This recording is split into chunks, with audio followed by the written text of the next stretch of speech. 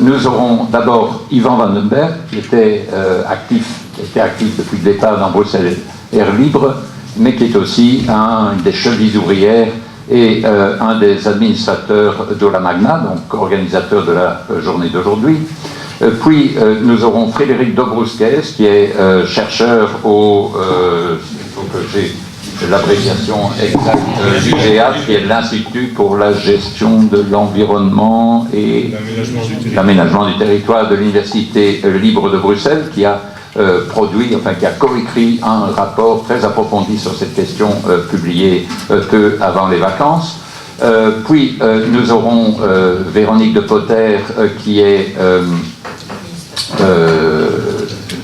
administratrice, c'est ça, de l'Union européenne contre les nuisances aériennes, qui nous permettra de donner aussi une perspective plus internationale à notre débat. Et puis pour ouvrir la discussion, nous aurons Laurent Ledoux, qui est président du service fédéral mobilité. Donc 4 personnes qui suivent cette question de très près pour nous éclairer. Alors, ils auront droit respectivement à 15 minutes, 20 minutes, 10 minutes et 10 minutes de temps de parole. Et 2 minutes avant la fin de leur temps, j'ai demandé à une personne prise au hasard au premier rang de donner un petit coup de klaxon pour indiquer qu'ils ont encore 2 minutes pour atterrir en douceur, sans faire trop de bruit, pour terminer. Voilà. Donc, mes minutes sont écoulées, je donne la parole à Yvan. Pas tenir à l'avant-plan, non, mais même derrière. Voilà.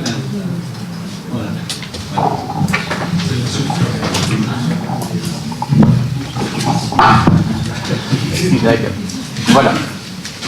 Il y a aujourd'hui pratiquement 100 ans que la Belgique a un aéroport national pour des raisons que vous verrez dans un instant. Et la question qui se pose, comment en sommes-nous arrivés là? Comment une ville d'1 million d'habitants sert d'espace aérien à un aéroport national? Dès l'aéroport moderne, vous voyez tout de suite que les 2 pistes principales de l'aéroport sont dirigées vers Bruxelles. Mais pire que ça, les vents dominants en Belgique viennent de l'ouest, ils doivent donc décoller vers Bruxelles. Après ça, ils peuvent tourner à gauche, à droite, très vite ou très lentement, mais il y a là tout de suite le problème de l'implantation. Il n'y a jamais eu de vision à long terme sur cet aéroport, et la question est évidemment de savoir maintenant où on va avec tout ça.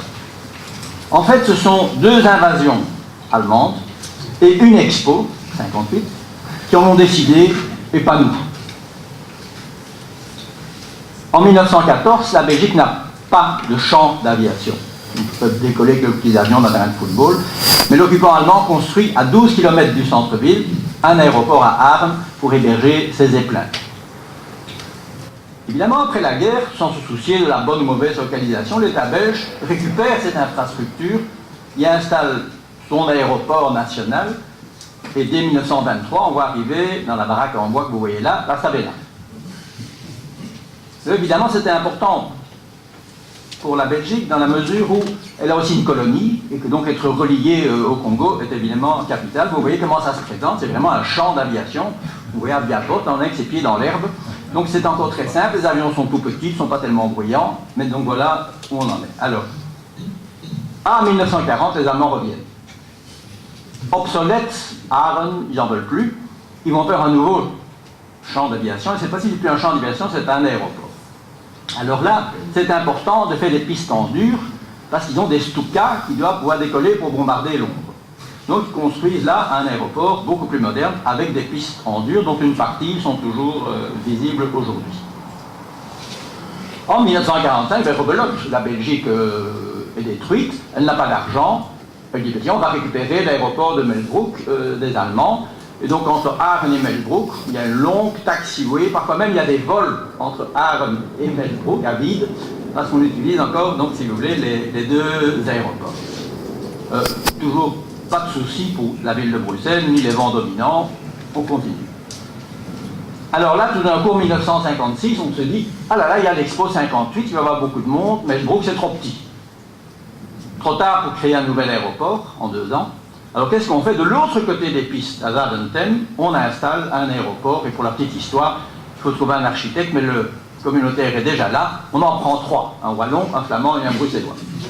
Et on construit le fort bel aéroport, d'ailleurs, que vous avez connu, et qui aujourd'hui, malheureusement, est à l'abandon, mais on est toujours à la même situation, très proche de Bruxelles. En 73, c'est déjà trop petit. Alors qu'est-ce qu'on fait? On envisage évidemment la question d'un autre aéroport, mais c'est trop tard. Alors l'État décide de construire un satellite, vous voyez là, et qui permet l'expansion de l'aéroport. En 79, l'État a envie de développer en plus des activités encore à ce mauvais endroit. Et sur 100 hectares, on crée des entrepôts pour faire Brucargo. Brucargo, c'est du fret, c'est de la logistique, mais c'est des vols de nuit. Alors là, petit coup de théâtre, l'État trouve que la régie des voies aériennes, qui est une administration, va pas assez vite, et donc elle crée une société, qui va s'appeler BIAC, qui est une société mixte, où il restera majoritaire, où Pierre Claes prendra les choses en main. Alors, très vite, de 1994, il construit un nouveau pier, donc le satellite ne suffit plus, le nouveau pier, vous le voyez là. En 1992, je dirais presque petit coup de théâtre, l'ULB, vous avez Molosero, l'ULB est chargé d'étudier l'implantation pour un deuxième aéroport national. Il étudie tous les sites possibles, en Flandre et en Wallonie, et celui qui tient vraiment la cote, c'est Chièvres, où il y a déjà un aéroport de l'OTAN, mais où il ne se passe plus rien, c'était à l'époque de la guerre froide. Les expropriations ont eu lieu. On est dans une des zones, pas de désert en Belgique, mais une des zones les moins peuplées de Belgique. On est dans le Hainaut qui a besoin de revoir son économie, et on est à côté de la France. Et que Lille a un aéroport qui est aussi saturé. On est sur l'autoroute de Wallonie. On est sur le TGV qui va à Lille. On est à la frontière linguistique. On pouvait difficilement rêver un meilleur endroit. Mais voilà, M. Verhofstadt avait fort peur de proposer ça parce que la Flandre ne veut évidemment pas perdre Zaventem, qui est une source de revenus et d'emplois extraordinaire. Verhofstadt dit à Di Rupo, déjà à l'époque, il était aux affaires, écoutez, moi je veux bien proposer Chièvres à condition que du côté wallon, les socialistes se taisent, que Charleroi et Liège ne rouspètent pas qu'on leur crée un concurrent. Di Rupo dit pas de problème. Verhofstadt l'annonce, qui se lève? Asquin, qui a sa maison de campagne là-bas, et qui hurle en disant pas question de faire un aéroport là-bas, avec plein d'arguments. Il faut bien dire, Chièvres est enterré, Verhofstadt dit plus jamais, moi je parlerai de ça, on en parlera probablement plus jamais. Nouvel élément fort important, la régionalisation de 93. La Flandre, comme la Wallonie et Bruxelles, non pas encore Bruxelles, la Flandre devient compétente en matière d'environnement et d'aménagement du territoire. Donc aussi de l'aéroport. C'est elle qui va délivrer les permis. Donc l'État fédéral, non ça c'est gentil, qui a organisé ça. Bon. Donc l'État fédéral va perdre une partie de son pouvoir qui a donc été confié à la Flandre, qui, je vous le rappelle, a tout intérêt à développer cela. Je signale aussi que la Flandre, elle a 3 ports d'entrée. Anvers, Zaventem et le port de Zeebrugge. Ce sont 3 ports d'entrée extrêmement importants sur le plan économique et emploi. Pardon ? Gand aussi. Oui, on peut même dire Gand. On peut même dire le port de Bruxelles si vous voulez, mais ça c'est définitif. Bon. Alors, important aussi, on le signale en 93, mais on aurait pu le dire avant, à aucun moment, l'aéroport n'a créé une zone non edificandi, une zone non constructible autour de l'aéroport. Tout aéroport qui se crée une zone non constructible. À l'aéroport de Zaventem, on a construit jusqu'au contre le mur de l'aéroport. Le fils du bourgmestre de Zaventem a une agence immobilière, il vend des champs de betteraves pour y mettre des maisons. Après, une fois que les gens sont là, ils ne veulent pas être survolés. Alors, voilà, la seule solution, c'est de survoler Bruxelles. Bon, on verra ça un peu plus tard. Vient quand même l'arrêté Gozouin, un arrêté contre le bruit, où on définit 3 zones avec du bruit maximum. C'est peu respecté, les amendes ne sont pas payées, mais en attendant, ça permet de gagner plusieurs procès, et c'est quelque chose d'utile pour défendre Bruxelles. La Flandre dit oui, mais alors nous on n'a pas d'arrêté de ce genre, donc si on fait trop de bruit à Bruxelles, on va les envoyer chez nous. Oui, sans doute. 2001, ça c'est quand même une date, évidemment, excite la Sabena. Ça porte un coup dur à l'aéroport, diminution des vols évidemment, mais en même temps dispose dès lors de très nombreux slots libres pour développer l'aéroport. Tout Londres, Francfort Amsterdam, tout ça est saturé. À Bruxelles, on a tout d'un coup de la place. Donc, c'est une mauvaise nouvelle, mais en même temps, pour l'aéroport, c'est une bonne chose. Alors là, 2001, l'État belge vend la majorité de ses parts à la société Viac, au prix ridicule de 750 francs belges, pour ceux qui se rappellent, du mètre carré. Viac devient propriétaire des hectares du terrain. C'est quand même un élément évidemment fort important. Et pas anodin. En 2002, à peine fait, Pierre Pees fait relier donc, par un long tunnel le pied A qui va se développer de l'autre côté des pistes, c'est l'aéroport Schengen. Vous voyez. Alors après ça, 2003, la route du canal. Ah, ça c'est magnifique, sur le canal, il n'y a personne qui habite, c'est industriel. On va faire décoller tous les avions sur le canal. Durand, dans un premier temps, on n'a pas dit tout à fait non, mais en tout cas, au moment où il faut le mettre en application, elle refuse, à la fois qu'il y ait autant de vols de nuit, et refuse de mettre en place la route du canal. Comme ministre des Transports, elle est obligée de démissionner. C'est Onkelings qui reprend pour quelques mois la chose et qui crée la route Onkelings, en fait, qu'on appelle la route du canal. Et plus tard, maintenant, des gros porteurs vont aussi venir s'installer cette route du canal qui, bien sûr, traverse Bruxelles de part en part. Canal qui est industriel, tout un tout petit morceau. Après, on est tout de suite dans Molenbeek, etc. Petit détail, on a moins de plaintes de ces populations-là que de celles d'Odorghem ou d'Olivet. 2004. Alors là, l'aéroport devient une multinationale. C'est la banque Macquarie en Australie qui achète 70% des parts. Après, elle en revendra une partie au fonds de pension canadien, des enseignants canadiens. Et donc, ça devient vraiment une multinationale, plus du tout dans les mains de l'État. Et là aussi, bien sûr, l'idée était, il y a du potentiel. Bruxelles n'est pas saturée. Enfin, Bruxelles est saturée, mais l'aéroport n'est pas saturé. Alors voilà, 2004, le roi est nu. Le pouvoir que l'État avait sur son aéroport national, il l'a perdu à la fois par la régionalisation et à la fois par la vente au privé de ses biens. 2004 aussi, arrive Berthanciot. Alors ça c'est un grand tournant, lui il vient avec la notion de dispersion équitable. Qui est contre l'équité? C'est un beau mot. On ne tient pas compte de la densité de population, mais on disperse équitablement. Et alors, depuis lors jusqu'à aujourd'hui, la seule et unique politique de nos gouvernements a été de bouger ces routes d'une zone densément peuplée vers une autre zone tout aussi densément peuplée. Ce principe est toujours d'actualité. Quand même en 2004, génie révolution, il y a 7500 personnes à la bourse, du Rand aussi bien que de Bruxelles, contre les vols de nuit, contre DHL et en grande partie aussi contre le plan en Sud. C'était un rassemblement mémorable. Mais 2004, la Flandre dit non, l'aéroport c'est une source très importante et malgré tout l'encombrement qu'il y a autour de l'aéroport, vous l'entendez tous les matins à la radio, on finira par aller à l'aéroport à pied avec sa valise, il décide un plan START qui va créer 20 000 emplois dans cette zone où l'emploi est déjà très élevé.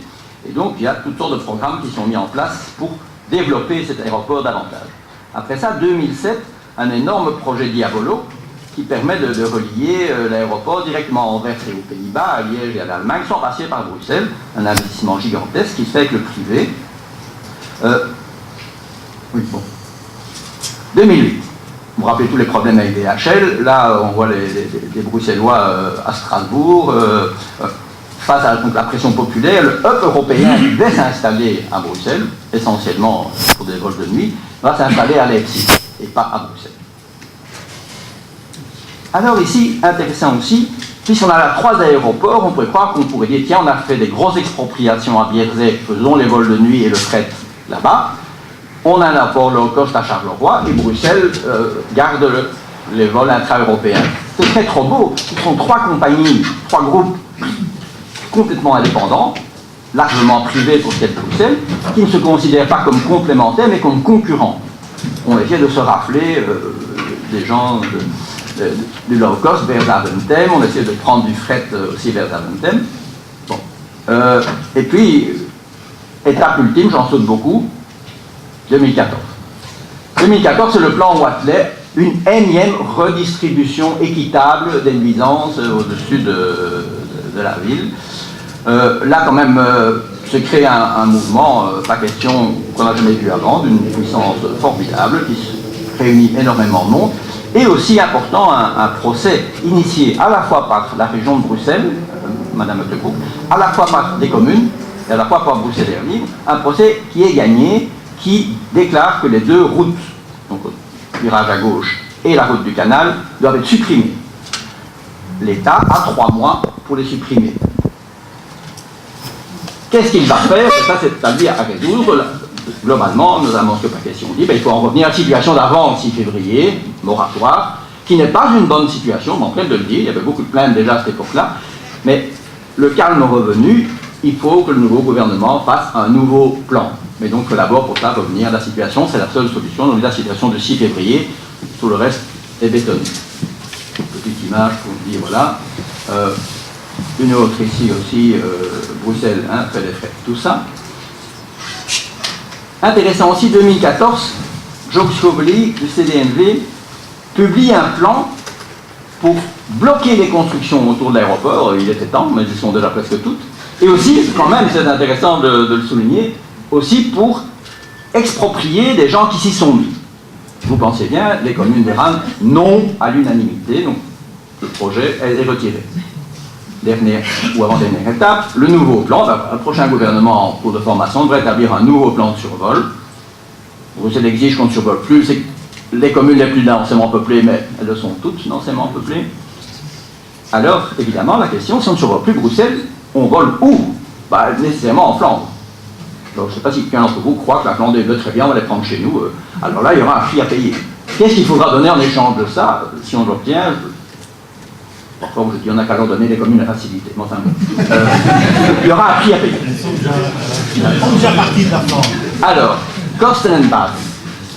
Il faut quand même relever, parce qu'on dit, l'aéroport c'est très important pour l'économie du pays, c'est important en partie pour l'économie de Bruxelles. Je signale quand même que 17% des emplois reviennent à des Bruxellois, donc on a plus de 80% qui reviennent essentiellement à des gens de Flandre et de Wallonie. Par contre, au niveau des décollages, plus que 70% sont au-dessus de Bruxelles. Alors, Kostenenbad, que ceux qui ont les profits acceptent aussi alors plus d'inconvénients. C'est une question en tout cas qu'on peut poser. Et pendant ce temps, comme si de rien n'était, l'aéroport poursuit son expansion. En 2015, vous aurez un connecteur qui va vous relier directement à l'aéroport à la jetée Schengen où il fallait descendre, aller sur un tapis roulant et remonter. Il y a des gros frais qui sont là. Pourquoi je montre ça? Ils sont très confiants que ça va continuer. Que l'aéroport ne sera jamais délocalisé, autrement il ne ferait pas tous ces frais, évidemment. Ça, c'est bien la question. Et vous avez bien vu que toute cette saga, il y a eu toutes sortes d'occasions manquées pour créer un nouvel aéroport distant. Toutes les villes ont des aéroports à 20 ou 30 km, avec une liaison ultra rapide en train, tu vois ça presque partout. Mais nous, on est là avec un aéroport dont les pistes se terminent à 2 km de haie vert. Et on continue à le développer. C'est une drôle de situation, évidemment. Alors, voilà. Alors, où est-ce qu'on va maintenant? Par droit dans le mur, soit on déplace l'aéroport, soit on déplace la ville. Ou alors, Zaventem devient une sorte de city airport, uniquement de jour, et qui relie les villes européennes qui n'ont pas de liaison TGV. Donc, Bruxelles-Londres en avion, c'est terminé, il y a un Eurostar pour ça.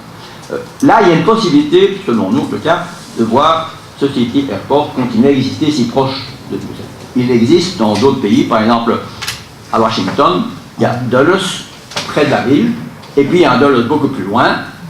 Et donc, avec 2 aéroports, il est possible, avec un city airport et un autre, d'imaginer de continuer. Dulles, c'est celui qui est plus loin.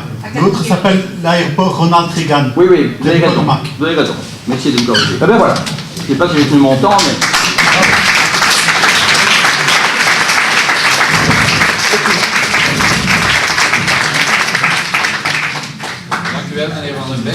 C'était presque dans les délais, 15 secondes de retard, mais c'était en raison de l'interruption.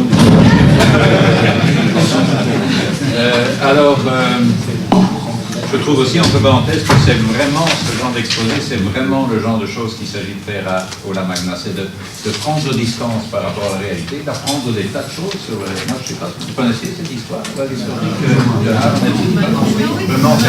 oui, voilà, il y en a. Allez, bon, 8% de l'auditoire savait déjà tout ce que tu as raconté, mais pour tous les autres, on a beaucoup appris. Enfin, moi, personnellement, j'ai beaucoup appris. Et ça aide un peu à prendre distance par rapport à la situation. Écoute, est-ce qu'on peut bouger un peu? Oui, alors oui, pardon. Eric m'a demandé, est-ce que vous voulez bien... effectuer un déplacement, en particulier les derniers rangs, un déplacement, je ne sais pas si c'est vers le sud, le nord, ou en tout cas, non, c'est un micro qui fonctionne avec les haut-parleurs? Non. Ah, c'est moi, ok, ça va. Ça m'aurait bien arrangé, parce que je vais sans doute bouger, moi. Je ne vais pas rester collé à mon truc. Particulier dégagé. Oké. Bedankt. Zo kunnen we even op. Frédéric. J'attends que les gens s'assoient. Bien, bonjour à tous. Merci d'abord aux organisateurs pour cette sympathique invitation. J'étais de toute façon debout assez tôt ce matin, donc ça n'est pas grave de travailler un samedi matin.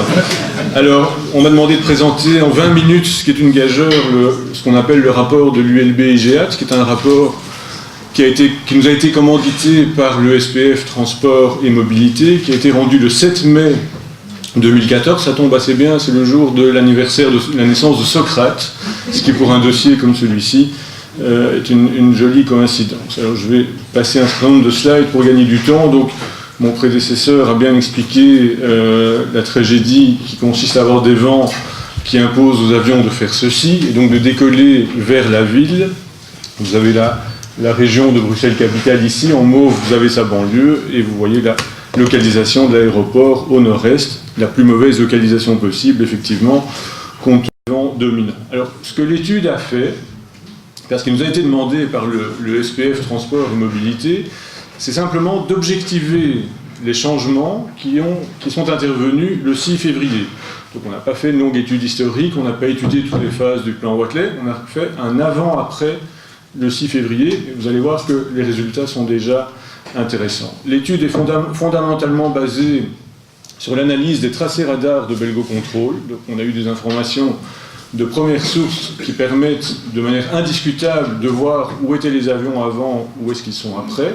Et ces données ont été croisées avec des informations sur la population, en termes de densité, de nombre d'habitants, de revenus, etc., qui sont des données du ministère national fédéral de l'économie, que n'importe qui peut acheter, voire trouver sur Internet. Alors voici la situation de fin janvier 2014, donc on est 2 semaines avant le fameux 6 février. L'étude est en ligne sur Internet, hein. Je vous dis pour ceux qui prennent des photos, il y a eu des fuites que je ne m'explique d'ailleurs pas, mais sur au moins 4 ou 5 sites différents, dont le journal L'Écho, vous trouvez l'étude avec le fichier PDF complet.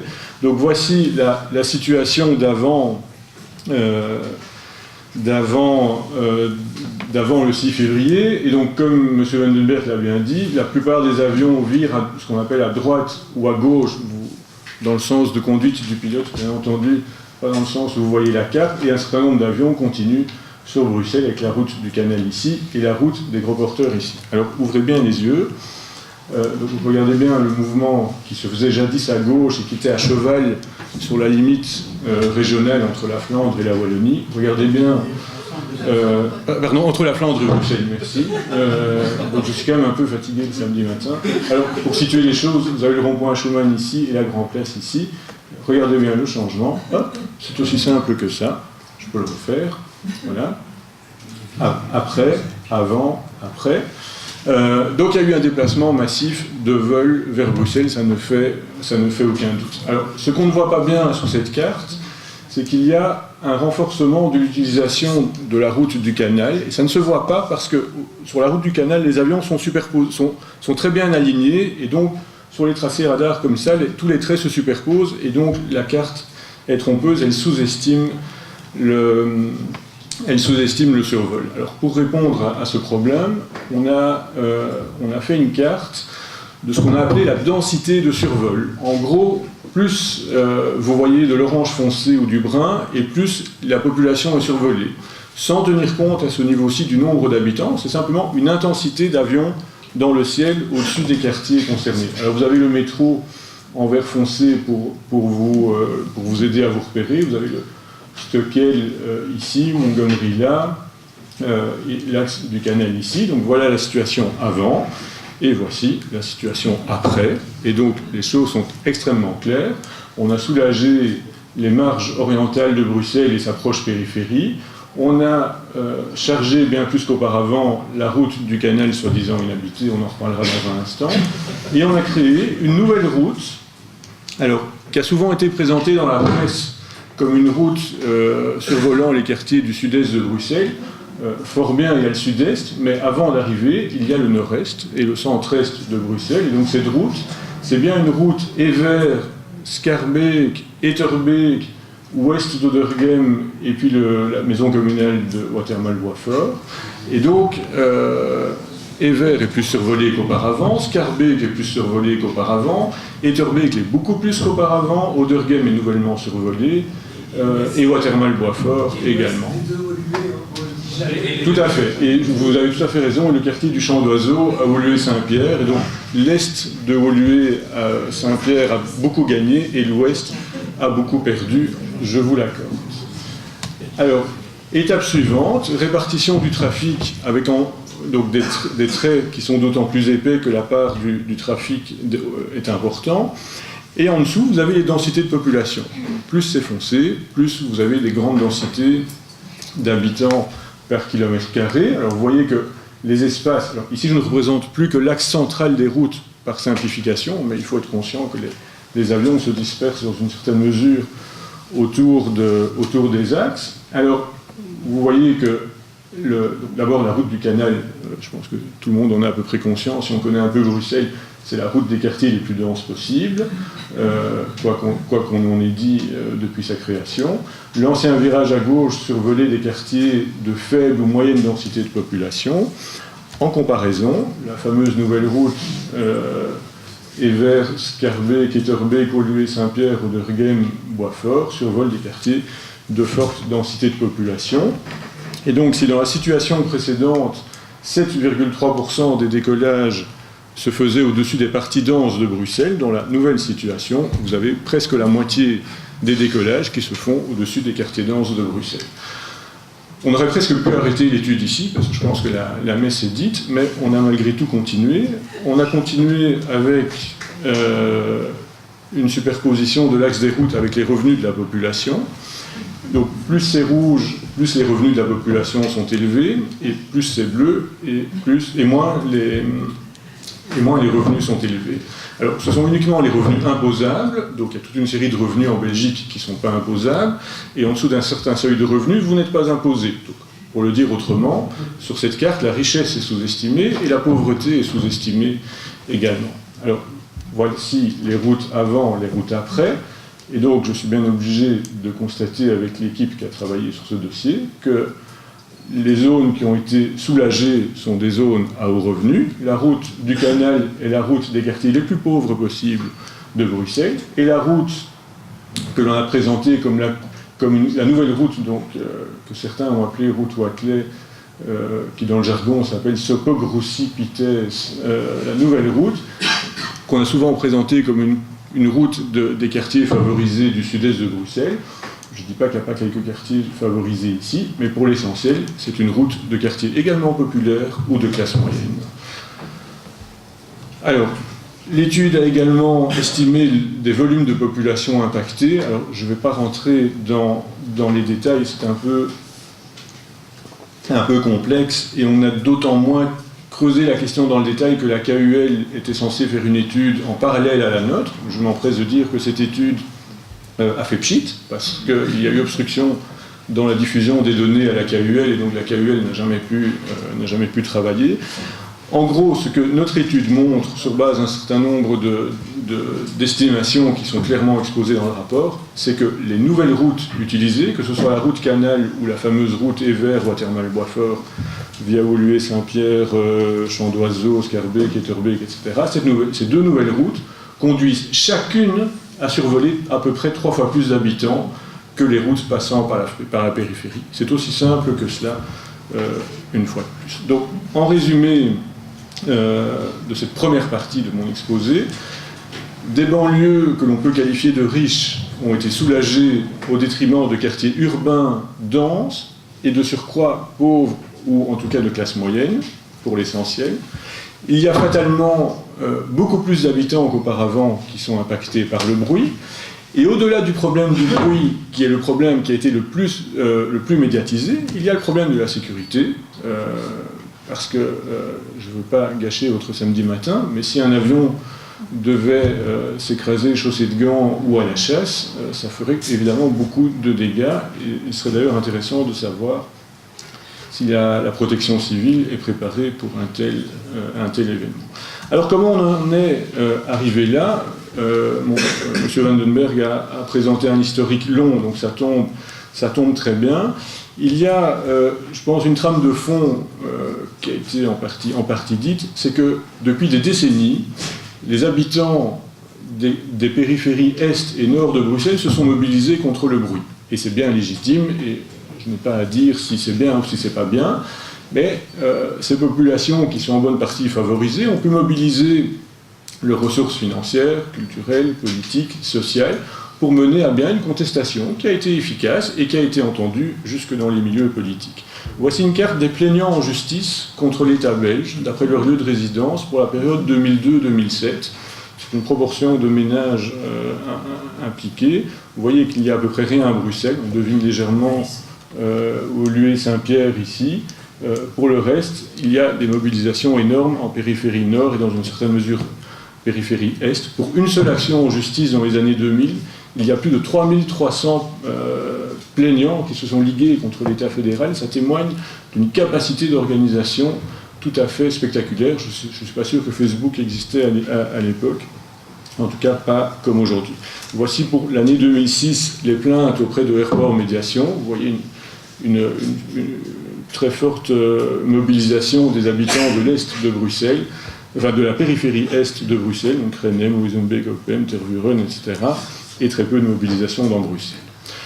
Deuxième élément, je vais révéler ce que tout le monde sait dans le milieu, c'est qu'un certain nombre de lobbies sont particulièrement bien représentés dans l'appareil d'État. Et quand je dis l'appareil d'État, c'est jusqu'au gouvernement. Et donc on peut dire qu'il y a des conflits d'intérêts. Alors l'écho révèle ce que tout le monde savait depuis 5 ans ou 10 ans, c'est une des chevilles ouvrières de l'Union belge contre les nuisances d'avion n'était autre que le conseiller du secrétaire d'État au transport pour le problème du dossier du survol de Bruxelles. Et auparavant, il officiait comme conseiller de la vice-première ministre Joëlle Milquet. Donc, moi, je n'ai évidemment rien contre le CDH, mais je constate que le chef de file du lobby de la périphérie est de Bruxelles est à la manœuvre dans les cabinets ministériels. Ça pose question. Ça a été révélé dans le journal, les choses ont continué comme si de rien n'était. Je pense aussi que c'est une matière technique et complexe, et qu'à ce titre, je pense que tous les participants des réunions interministérielles ne comprennent pas nécessairement ce qui se passe. Quand on vous dit qu'on va créer une nouvelle route qui intercepte une radiale Niki à 158 ou 9 degrés, je ne sais plus, même moi qui suis géographe, je vous avoue que ça ne me parle pas beaucoup. Si je n'ai pas des cartes claires qui me montrent la situation, je ne comprends tout simplement pas ce qui se passe. Et justement, c'est ce qui s'est passé. Il n'y a pas eu de cartographie claire soumise aux réunions d'intercabinet pour essayer de faire comprendre aux participants quel était le sens des décisions qui étaient prises. Et pire que ça, l'étude du LBGAT montre que Belgocontrol a produit des documents cartographiques qui sont tout simplement erronés. Alors, je vous montre un exemple. Voici le genre de documents sur base desquels on prend des décisions cruciales en matière de direction des avions en réunion intercabinet. Alors, d'abord, on n'y voit rien. Je crois que c'est une carte topo au 350 millième, réduite en A4. On devine à peine les zones urbanisées. Il y a un pointillé ici quelque part qui présente vaguement les limites administratives de la région de Bruxelles-Capitale. Alors moi j'ajoute à ça les limites administratives. On voit déjà les choses beaucoup plus clairement. Ça prend 5 minutes dans un système d'information géographique. N'importe quel étudiant de 2e master en géographie peut faire ça. Donc il fallait pas des grands talents pour faire ce genre de choses. Alors cette carte, donc, c'est une carte présentée en intercabinet à l'hiver 2012, quand on est en train de prendre les grandes décisions importantes qui vont conduire au changement ultérieur. Et cette carte de Belgocontrol est censée être la situation existante en vigueur en février 2012. Alors, moi j'ai vu cette carte, d'abord j'ai cru que c'était la nouvelle situation, parce que, mais en même temps, ça ne colle pas côté sud-est, parce que donc, ici ça colle avec la nouvelle situation, et là ça colle avec rien du tout, donc il y a quelque chose de bizarre. Alors comme j'avais reçu de l'administration des tracés radars pour faire l'étude ici, je superpose l'axe central des routes tel que je le constate dans les tracés radars, et il y a un écart qui peut paraître petit à cette échelle-ci, mais qui représente en fait 1,5 km. Donc Belgo Control soumet en réunion d'intercabinet des cartes où l'axe central des routes est dessiné à 1,5 km de la réalité. Alors, lors d'une réunion de débriefing après remise du rapport dans les hautes sphères gouvernementales, on me dit... Ah oui, attendez, avant que je vous dise ce qu'on m'a dit. Alors, après ça, on présente... C'est ça. Après ça, on présente la nouvelle route. Donc la fameuse route qui doit passer par Watermal-Boisfort. Alors, pour la petite histoire, ici, c'est encore une version qui passe par Oderghem. Je n'ai jamais compris comment on avait encore modifié les routes après, mais peu importe. Donc, on présente une nouvelle route qui passe là, que l'on compare à une situation existante mal cartographiée, au lieu de la comparer avec les traits verts qui, eux, sont exacts. Et donc, moi, je dis qu'on a influencé le débat. Volontairement ou non volontairement, je ne suis pas, évidemment, je ne suis ni juge d'instruction, ni membre d'une commission parlementaire, donc ce n'est pas à moi de déterminer les responsabilités et les intentions. Et je constate qu'on présente une situation fausse, et donc, dans les plus hautes sphères gouvernementales, on me dit que ce n'est pas grave, parce que tout le monde sait bien que les avions ne passent pas là où sont dessinés les traits sur la carte. J'ai des témoins, donc je peux appeler des témoins s'il faut. Alors, c'est assez surprenant, et surtout c'est faux, parce que, pas de chance, j'ai le PV de la réunion où ces cartes ont été présentées, ces cartes et d'autres.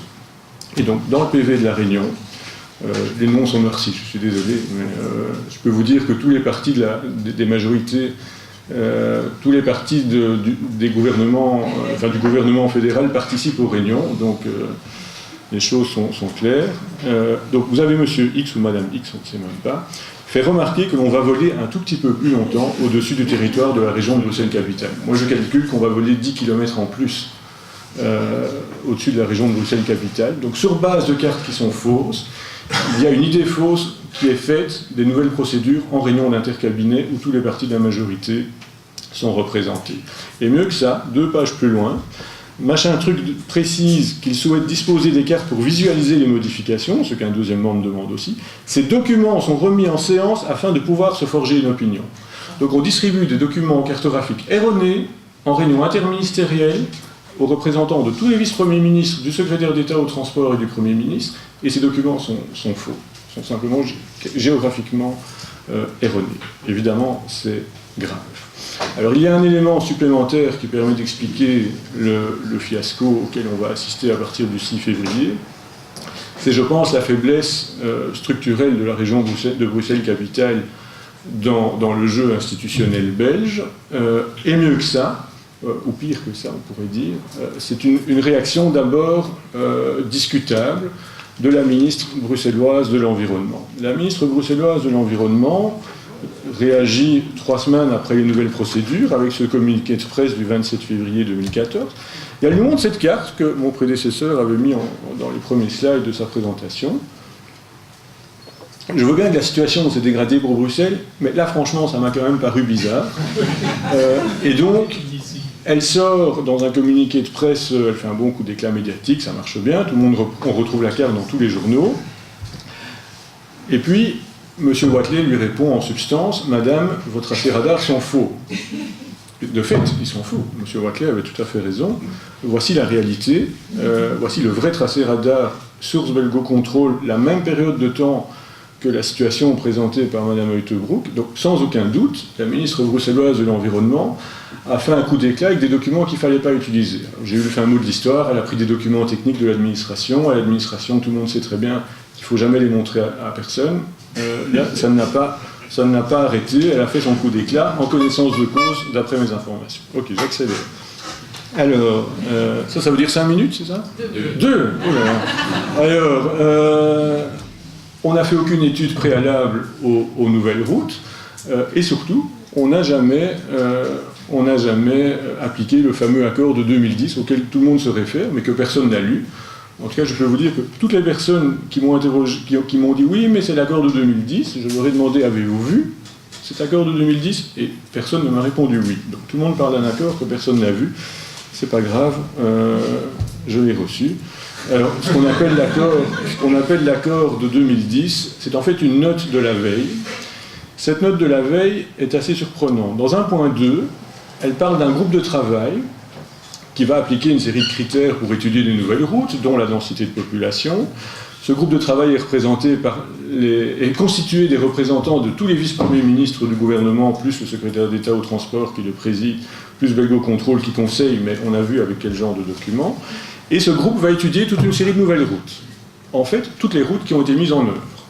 Alors, dans le même document, on a un point 9 qui dit qu'on va déjà mettre en œuvre les nouvelles routes. Donc vous avez un point 2 qui propose des routes à étudier, un point 9 qui décide de mettre en œuvre les nouvelles routes, à ceci près que cela doit être fait selon la procédure fixée dans l'avant-projet de loi sur le cadre d'exploitation de l'aéroport de Bruxelles National. Et donc la suite du roman policier et de l'enquête, c'est de trouver le fameux avant-projet de loi dans sa version de 2008, parce que c'est un peu évolué entre-temps. Eh bien, alors, d'abord ceci, la notification issue de la chancellerie du Premier ministre, pour savoir ce qui a été décidé le 26 par rapport à une note rédigée le 25, en tout cas datée du 25. La notification issue du Premier ministre est très claire. Les propositions du point 9 sont approuvées. Donc, le point 2 disparaît. En droit, c'est le point 9 qui compte, et ce point 9, c'est bien de mettre en œuvre les nouvelles routes selon la procédure de l'avant-projet de loi. L'avant-projet de loi, dans sa version de l'époque, le voici. En substance, le ministre des Transports doit rédiger un rapport sur les impacts environnementaux induits par toute modification de procédure significative du point de vue des impacts. Ça inclut le bruit et la santé. Il doit soumettre les nouvelles procédures à toute une série d'institutions, dont les régions, et il doit organiser une consultation publique de 60 jours, annoncée notamment par le Moniteur belge. Ça ne doit pas avoir lieu entre le 15 juillet et le 15 août, etc. Rien de tout cela n'a été fait. Et donc c'est évidemment le 6 février au matin que les gens ont découvert ce qui se passe. Alors, on vous passe ceci.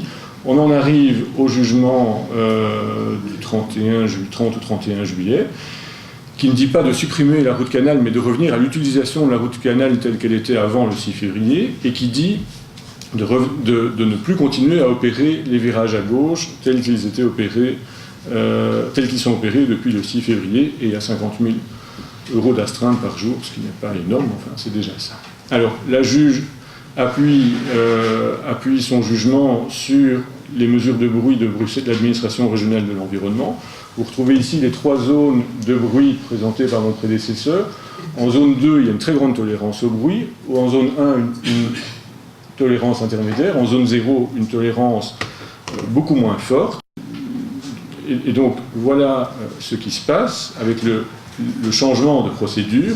Les avions sont déplacés dans les zones où l'arrêté Gozin de 99 limite fortement le bruit, et donc il y a des infractions très nombreuses qui sont constatées par les inspecteurs de Bruxelles Environnement, et il y a donc non-respect de la législation bruxelloise, qui par ailleurs avait déjà été validée en appel par la justice, et donc l'État belge est condamné à faire marche arrière. Alors, déplacer l'aéroport, c'est effectivement difficile, mon prédécesseur en a parlé. Je vais peut-être très rapidement, si on peut avoir une minute, dire que si on veut essayer d'améliorer les choses, au moins à moyen terme, à court terme, il suffit d'appliquer la décision de justice et de le faire intelligemment. À moyen terme, je pense qu'il faut d'abord doter l'administration de moyens nécessaires pour évaluer les scénarios. Il n'y a actuellement tout simplement pas le savoir-faire technique et humain pour évaluer des nouvelles routes. Et donc un rapport, donc la meilleure preuve, c'est que l'administration nous a commandité ce rapport. Alors je suis peut-être en train de scier la branche de mon institut, mais c'est le genre de choses que l'administration devrait pouvoir faire elle-même pour alimenter les négociations interministérielles. Je pense qu'il faudrait aussi objectiver tout l'historique des changements de procédures qui ont eu lieu, parce que lorsque vous débattez du sujet, vous avez toujours un ou une pour vous dire « oui, mais en telle année, c'était comme si ». Vous n'avez jamais les instructions données aux pilotes sous les yeux, vous n'avez pas les tracés radars correspondants, et vous ne savez jamais, jusqu'au plus haut niveau de l'État, vous ne savez jamais si ce qui est dit est vrai ou relève de fantasmes ou relève de manipulation. C'est évidemment gênant. Moi, je pense qu'il faut fixer des critères clairs et logiques, et les assumer, bien sûr.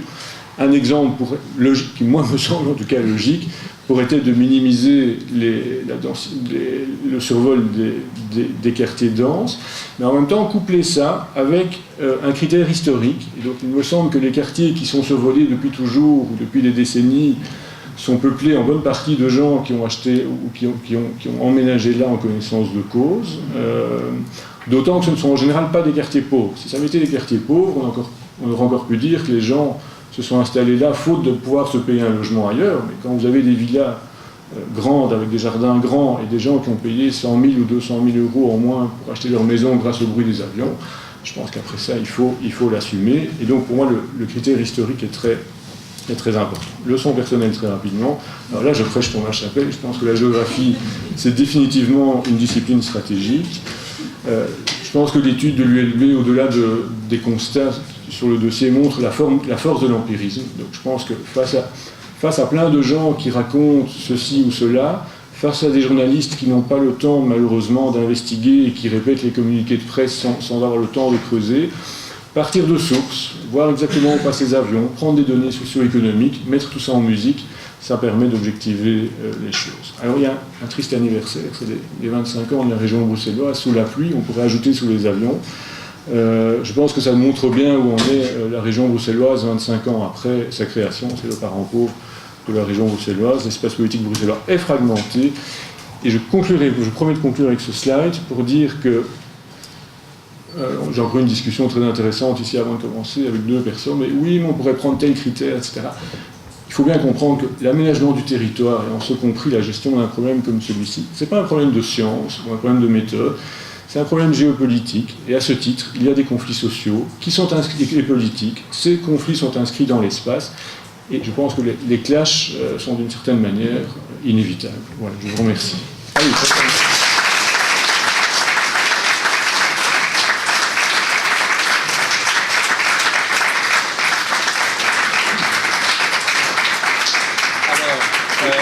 c'est juste pour la petite histoire, la route suivie par les Diables Rouges pour aller à Rio via Dakar, ils ont dû avoir une très très belle vue depuis le cockpit. Merci. D'accord. Grand merci Frédéric, tu as un peu dépassé désolé. C'était pas le passage des avions, mais c'est la complexité des problèmes qu'ils posent qui peut excuser cela. Alors je propose alors à Véronique et Laurent peut-être de s'asseoir là. On peut peut-être remettre un peu de lumière, mais je proposerais peut-être qu'en toile de fond, on garde une de tes slides, qui est peut-être celle de la situation présente. Et alors, avant de céder la parole à... Donc même si on la voit moins bien, avec plus de lumière, comme ça, on garde ça sous les yeux en même temps qu'à l'esprit. Donc j'ai demandé... donc tu peux t'asseoir, peut-être j'ai juste...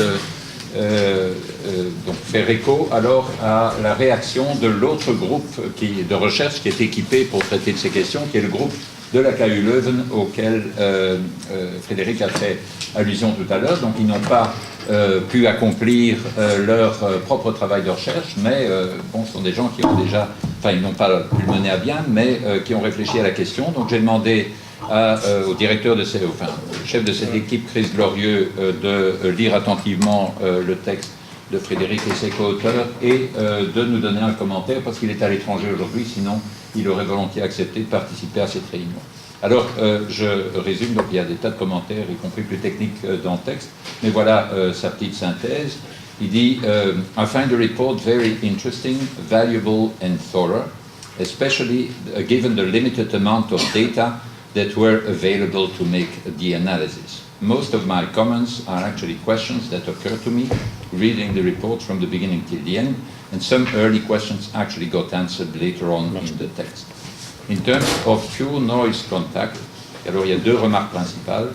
In terms of pure noise impact, one doubt concerning the methodology used is that the found corridors of impacted areas are substantially more long and narrow than the ones that typically follow from noise models. This could quantitatively affect some interpretations concerning the noise impact of the changed trajectories. Et donc sa première remarque principale, c'est de dire qu'il doit y avoir parmi les experts certaines controverses quant à la fois la longueur de la trajectoire qui est prise en compte dans le bruit et la largeur de cette trajectoire. Donc on comprend bien que...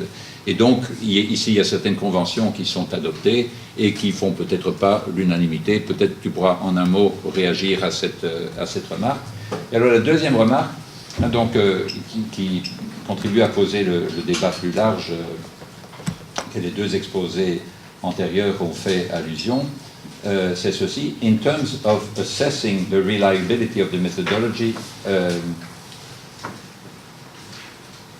pardon, donc ça il concrétise encore ce que je viens de dire. Alors, in terms of political conclusions, this seems to be a multifactorial problem with a large number of different input and output parameters, whose optimization strongly depends on choices of weights, which are difficult to choose or even defined on a purely objective grounds. Et alors, en particulier, dans le texte, il met l'accent sur l'aspect santé, et en particulier sur le fait qu'un certain nombre d'experts médicaux, et c'est sans doute des choses controversées aussi parmi les experts médicaux, disent que l'impact sur la santé du bruit des avions n'est pas linéaire, au sens où, par exemple, avoir 5 vols par heure à un endroit, un certain nombre de décibels à un endroit particulier, est plus que 5 fois plus nocif pour la santé que d'avoir un vol par heure. Donc ce qui fait que c'est bien sûr un des arguments qui est utilisé par ceux qui défendent une distribution équitable des nuisances pour dire, en fait, on fait moins de tort si on donne à chacun son petit avion par heure que si on donne à un nombre même plus limité de personnes leurs 5 avions par heure, ou 10 avions, ou 20 avions. Et donc ça, c'est les deux remarques principales. Donc ceci, je ne fais que l'illustrer. Son point général, il dit, bon, nous autres, c'est une équipe de physiciens. Il dit, heureusement, nous ne sommes que des physiciens, nous n'avons pas à trancher quant à l'importance relative de ces différents facteurs. Donc, ce sont ces deux remarques principales, mais donc, en grosso modo, il trouvait que le travail qui avait été effectué était remarquable pour objectiver toute une série de facteurs qui sont importants pour la discussion. Peut-être un mot sur la première... Mais ça, en fait, ça me convient très bien, et bon, voilà, entre plus long et plus étroit, ou plus court et plus large, je pense que ça ne change pas fondamentalement les résultats.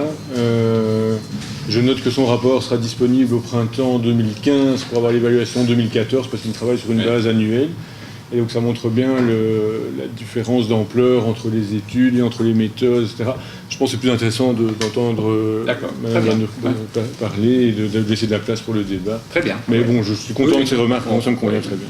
Véronique. Peut-être me mettre un peu plus par là Oui. pour avoir le micro. Parce que sinon j'ai les genoux dans la roue.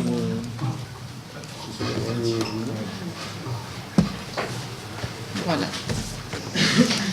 Bien, moi je n'ai pas de belles images à vous montrer parce que je n'ai pas eu le temps. Voilà, je suis administratrice à but salaire libre et je représente les intérêts, je dirais, des riverains bruxellois auprès d'une plateforme qui existe depuis très longtemps, qui s'appelle l'Union européenne contre les nuisances des avions, qui existe depuis les années 60 et qui est en fait une plateforme d'échange d'expériences où sont représentés des aéroports tels que Heathrow, Schiphol, Francfort, Bâle, Zurich, Genève, Paris, Roissy, Charles de Gaulle, j'en oublie certainement. Bref, toute une série d'aéroports et généralement des très gros aéroports. Alors, le tout est de savoir est-ce que l'herbe est plus verte ailleurs, est-ce que les choses se passent mieux ailleurs. Alors, sur le plan de l'emplacement des aéroports, il est clair que la localisation de Bruxelles, on l'a dit à souhait, se trouvant à l'est de Bruxelles, c'est la plus mauvaise configuration qu'on puisse imaginer.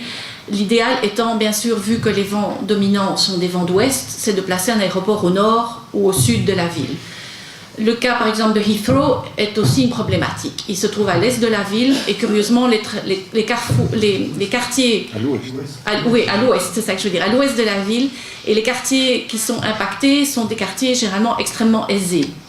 Le problème, donc quand on planifie un aéroport, c'est clair qu'il vaut mieux l'implanter au nord ou au sud.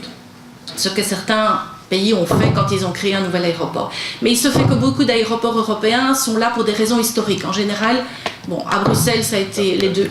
Touche pas. Oui, vaut mieux pas. Sorry, je m'habitue. À Bruxelles, ça a été les deux guerres. Bon, à Heathrow ou à Schiphol, c'est souvent un constructeur d'avions au début du XXe siècle qui avait mis ses hangars, puis qui a testé ses avions, et puis ils sont restés là, et puis on a agrandi. On a laissé l'aéroport où il était. Bon, certains ont été plus intuitifs, et comme à Oslo ou à Munich, on a délocalisé l'aéroport beaucoup plus loin de la ville. Les Scandinaves qui ont, on dira, d'accord, ils ont des pays moins densément peuplés, ils ont carrément mis leurs aéroports à 50 km de la ville et généralement près de la mer, ce qui résout le problème. Ils ont mis une connexion ferroviaire rapide, et à ce moment-là, c'est vrai qu'il y a très peu de plaintes venant de ces régions-là. Et un Norvégien me disait, la Norvège ne vendra jamais ses aéroports parce que ce sont des outils, des infrastructures qu'on doit pouvoir maîtriser. À partir du moment où on privatise, on maîtrise plus rien du tout. Un atout aussi, c'est de placer un aéroport, si on ne construit pas une ligne d'accès ferroviaire rapide, c'est de placer près d'une ligne TGV. Alors c'est le cas de Roissy, c'est le cas de Schiphol, c'est aussi le cas de l'aéroport de Vatry, qui a été créé en Champagne sur un ancien aéroport militaire et qui était destiné à être, j'expliquerai plus tard pourquoi ça ne se passe pas tout à fait comme ça, qui était destiné à un aéroport pur cargo parce qu'il n'y a rien alentour. Il n'y a que des champs à des kilomètres à la ronde et c'était délibéré. Alors il est clair, comme Frédéric l'a dit, que dans certains pays où les compétences environnementales et d'aménagement du territoire ne sont pas régionalisées, c'est de prévoir des zones non bâties, des zones non edificandi, de manière à ce qu'il n'y ait pas de plainte. Alors le but, c'est de créer un plan d'exposition au bruit, comme ça se fait à Roissy, où il y a donc des zones 1, 2, 3, et la zone 1 c'est expropriation, la zone 2 c'est isolation, la zone 3 c'est à peu près comme ça. Je veux dire, normalement on fait des zones, et on l'a fait à Liège d'ailleurs aussi, où on a créé des zones selon l'impact, mais où il y a compensation d'une manière ou d'une autre.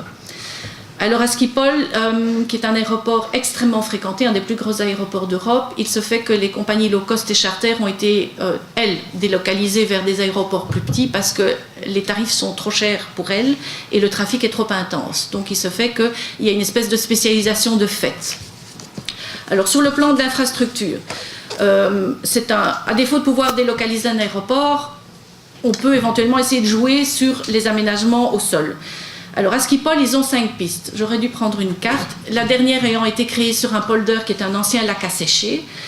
Et à Schiphol, sur ces 5 pistes, et il y en a encore une pour l'aviation légère, ils privilégient naturellement la nouvelle piste qui est beaucoup plus loin de l'aéroport, et qui permet non seulement de ne pas survoler les quartiers les plus densément peuplés, mais aussi d'assurer la sécurité. Parce qu'à Schiphol, l'élément déterminant, ça a été le crash aérien à Bijlmermeer, qui a donc un avion d'El Al est tombé sur un complexe d'appartements, et même s'il y a eu peu de morts au regard de l'accident, parce que c'était un dimanche en fin de journée qui faisait très beau, que les gens n'étaient pas chez eux, il y a eu quand même toute une partie du complexe qui a été détruite, et ça a vraiment traumatisé, ça reste un traumatisme bien vivant. Beaucoup d'associations se sont créées à ce moment-là, non pas tant pour le problème du bruit, mais pour le problème de la sécurité. Et du coup, l'État, j'en parlerai plus loin, l'État est tenu à des engagements à cause de cet accident vis-à-vis de la population. Il faut savoir que la nouvelle piste, la piste numéro 1, qui s'appelle la Polderbaan, c'est 15 minutes de taxiway. On roule dans l'avion pendant 15 minutes. Hein. Donc c'est vraiment délibéré. Le terminal est là, mais la piste est loin. Alors, pour ce qui est de l'utilisation, il y a des aéroports qui ont une grande activité, mais pourtant qui n'ont qu'une seule piste. Il y en a qui n'en ont que 2. Et il est possible soit de les utiliser de manière spécialisée, c'est-à-dire atterrissage sur l'une, décollage sur l'autre. Il est aussi possible de les utiliser simultanément pour les 2 opérations. On atterrit et on décolle sur les 2 pistes en même temps, ce qui permet de tourner à gauche et à droite sans devoir se croiser. Alors, pour les horaires, le problème numéro 1 au niveau européen, c'est clairement les vols de nuit. C'est la plainte numéro 1. Le bruit est un problème, mais c'est la nuit qui est le plus problématique. Alors, certains aéroports sont fermés la nuit, Charleroi, Genève, Zurich, Strasbourg, Orly. Et Francfort, c'est une étape importante. Francfort, quand ils ont construit la 4e piste, sans consulter la population, ça a été un désastre parce que ça a impacté des populations qui n'avaient jamais été survolées. Et ça a créé un mouvement de colère immense. Ils ont manifesté tous les lundis soirs. La population, ils étaient des centaines à manifester tous les soirs. Ils ont introduit des procès avec les élus locaux. Et ils ont obtenu un couvre-feu total de 23h à 5h. On dira c'est peu, mais il n'y a rien de 23h à 5h. Alors on avait annoncé des désastres économiques. Lufthansa a encore recruté depuis que le couvre-feu est instauré. Donc ça n'a absolument pas nui aux intérêts économiques de l'aéroport. Alors, par exemple, Heathrow, qui est un aéroport extrêmement important, avec une activité intense, a beaucoup moins de vols de nuit que Bruxelles parce que son activité cargo n'est pas majoritaire et parce que ce n'est pas un hub à proprement parler. Le problème donc des vols de nuit, c'est surtout le problème des compagnies courrier express. C'est DHL qui était à Bruxelles, mais qui a encore son hub européen ici, et qui a été transplanté à Leipzig, qui est au milieu de nulle part. Il faut savoir que c'est l'Allemagne de l'Est, peu construit, l'aéroport est assez loin de la ville, donc c'est vrai que c'était nettement plus favorable que Bruxelles. UPS est à Cologne, FedEx à Paris, et TNT à Liège. Bon, Liège est un aéroport qui a été destiné à faire du cargo de nuit. Mon Dieu, je suis loin de la fin, moi. Mais par contre, FedEx pose un énorme problème à Paris. Alors, c'est clair que, idéalement, si on veut faire un hub et des vols de nuit, il faut faire ça dans un aéroport qui s'y prête. Comme Vatry, par exemple, qui est à 280 km de Bruxelles à vol d'oiseau et qui a une ligne de chemin de fer. Alors, le contrôle. L'aéroport de Nice, par exemple, où il y a une population aisée, a des normes des procédures extrêmement strictes pour éviter les quartiers résidentiels. Et, pardon ? Ils ont la mer. Oui, ils ont la mer aussi, mais ils ont la montagne. Donc, ils ont des procédures extrêmement strictes qui sont contrôlées et sanctionnées. Donc, c'est vrai qu'il y a moyen d'instaurer des procédures et les sanctionner si elles ne sont pas respectées. Alors, on parle toujours de l'organe de contrôle à Bruxelles. On dit qu'il n'en a pas, on nous en promet un. Et, par exemple, en France, il y a la CNUSA qui est censée contrôler donc, toutes les procédures et les infractions. Malheureusement, il y a beaucoup de désenchantement vis-à-vis de la CNUSA qui est accusée par les riverains de faire surtout le jeu de l'aéroport et pas tellement celui des riverains. Et donc, si on veut un organe de contrôle, il faut vraiment qu'ils soient indépendants, ce qui pose le problème d'un financement. Alors, les groupements de riverains sont de mieux en mieux équipés techniquement. Il y a un Allemand qui a mis au point un système au sein de l'association qui couvre toute l'Allemagne, un système qui permet d'utiliser les informations communiquées par les transpondeurs des avions et non seulement de mesurer le bruit, mais de modéliser la trajectoire réelle des avions, ce qui permet de contrer ce que l'aéroport fournit ou que les politiciens fournissent comme information. Qu'est-ce que je voulais dire ? Alors, point de vue communication, Schiphol est un modèle du genre, surtout à cause du traumatisme créé par l'accident de Bijlmermeer. Il y a une plateforme de concertation systématique entre l'aéroport, les autorités locales, les riverains, où tout est discuté, tout est communiqué aux riverains et aux entités locales. Et aucun changement n'est jamais mis en œuvre sans que les gens aient été consultés. Donc tout est étudié et présenté aux riverains, et la sécurité est la priorité, le bruit étant secondaire. À Francfort, il n'y a plus de concertation entre les riverains et l'aéroport. Malgré tout, ils ont tenu le couvre-feu dont j'ai parlé. À Heathrow, il y a eu une nette amélioration de la communication depuis qu'ils ont fait l'action concertée, le front commun contre la construction de la 3e piste.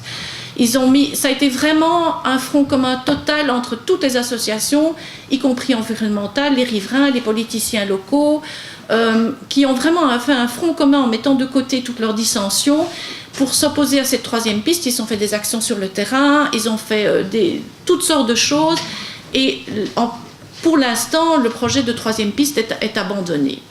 Donc, quelque part, ça a un rôle. À Strasbourg, qui a failli accueillir DHL, les politiciens ont quand même pris la peine de se déplacer à Cologne et ailleurs pour voir ce que c'était une compagnie de courrier express à l'œuvre et voir ce que ça faisait. Ils se sont enfuis et ils ont jamais accepté l'offre de DHL de s'installer chez eux. Donc là, les politiciens ont pris la peine de se déplacer et de dire « oh non, c'est invivable ». Il y a aussi le fait, ce qui différencie Bruxelles du reste, c'est le fait électoral et le fait, de circonscription électorale et aussi l'aménagement du territoire, les compétences d'aménagement du territoire et d'environnement. C'est-à-dire que dans des pays comme la Suisse, qui est pourtant un pays confédéral, et l'Allemagne, tout ce qui concerne les grandes infrastructures reste quand même du domaine de l'État central. Donc, la consultation en matière d'environnement se fait de façon assez large et n'est pas limitée juste à la région où l'aéroport se trouve. Donc, quelque part, il y a le problème aussi qu'en Belgique, on vote au niveau local ou régional. Donc, il n'y a pas de sanction vis-à-vis du politicien qui met en œuvre telle ou telle route parce que, justement, la population se trouve ailleurs. Alors, pour ce qui est des riverains, donc j'ai déjà un peu expliqué tout ce que les riverains avaient obtenu dans différents pays. La fracture, en général, n'est pas entre les différentes associations sur le plan géographique. La fracture, souvent, c'est on coopère avec l'État et l'aéroport ou on ne coopère pas. Il y a ceux qui disent que les uns sont des vendus parce qu'ils acceptent des concessions avec l'aéroport, les autres disent on ne fait que dans l'action et on est toujours contre. Donc la fracture est là. Elle n'est pas selon les zones géographiques. Alors, sur le plan politique, oui, il y a une différence entre les pays du Nord et les pays du Sud. Les pays du Nord sont les pays d'origine des touristes et les pays du Sud sont les pays de destination des touristes. Donc, il y a vraiment une différence de politique entre l'Espagne, le Portugal, la Grèce et tout ça, et les pays d'où partent les touristes. Donc, quelque part, l'attitude des riverains et des politiques n'est pas la même. La crise de 2008 a fait passer au second plan beaucoup de considérations environnementales. Alors, ce qui est, quel que soit le pays où le problème se pose ou ne se pose pas, il faut constater, moi j'ai pu constater au sein du Parlement européen ou dans des réunions et des colloques, c'est la puissance du lobby aérien.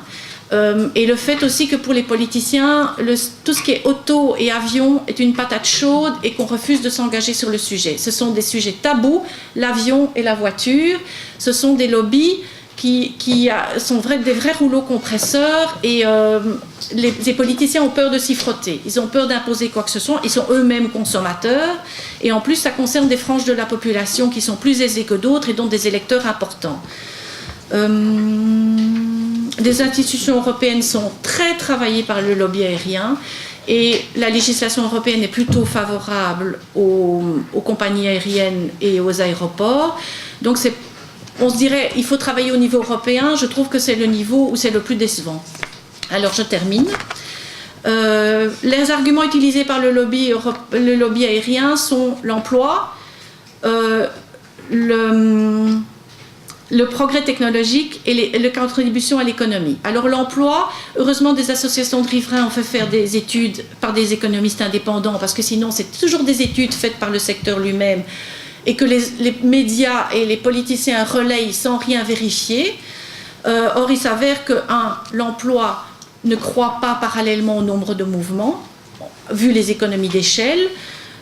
Ensuite, il y a une automatisation galopante. À Heathrow, il y a 2 terminaux qui sont quasiment entièrement automatisés. Donc, la réservation des billets, le check-in, les bagages, la sécurité, parce que maintenant, il y a des portiques de... Comment on appelle ça ? De déshabillage virtuel qui permet de contrôler sans qu'il y ait besoin d'une fouille corporelle. Donc, tout est automatisé, ce qui ne crée absolument pas d'emploi. En plus, les études ont mis en évidence que les emplois indirects sont comptabilisés à l'infini, c'est-à-dire que le nettoyage à sec et le petit café du coin sont comptabilisés parce que des gens de l'aéroport font nettoyer leur uniforme. Donc on comptabilise, y compris le boulanger qui fournit les baguettes des restos de l'aéroport. Donc on peut comptabiliser les emplois indirects à l'infini sans jamais s'arrêter. Or, il y a des commerces qui seraient tout à fait viables, même si l'aéroport n'était pas là. Alors les progrès techniques, c'est le grand argument, disant les avions font toujours faire moins de bruit. C'est vrai que maintenant, dans les pays du Nord, C'est souvent des avions chapitre 4 qui sont moins bruyants, mais le problème demeure le nombre. Je crois que plein de gens préféraient avoir 3 anciennes caravelles sur leur journée qui passent au-dessus de chez eux que d'avoir un avion toutes les 5 minutes, même moins bruyant. C'est la même vérité que pour le problème automobile. Quant à la contribution à l'économie, elle est battue en brèche par le fait qu'il n'y a pas de taxe sur le kérosène, pas d'accise, et qu'il n'y a pas de TVA sur les billets, ce qui fait de l'aviation un secteur subventionné, qui est en concurrence avec les autocars qui, eux, payent des accises sur le carburant. Donc, quelque part, la contribution à l'économie est faussée. Et pour conclure, il y a aussi le fait qu'on perd de vue qu'en ouvrant des aéroports à tout crin et en les développant, ça fait aussi fuir les investissements et les emplois. Les Anglais ont ouvert, je ne sais où, dans les Midlands, un aéroport en disant « Oh, ça va créer plein d'emplois ». Ce qu'ils ont eu, c'est des avions qui viennent de Pologne toutes les semaines et qui débarquent de la main-d'œuvre polonaise, qui vient faire tous les travaux, qui repart dès qu'elle a fini. Donc, Kétia Emploi, non seulement ils n'en ont pas gagné, mais ils en ont vraiment perdu. Donc, voilà. Ok, merci beaucoup, Véronique.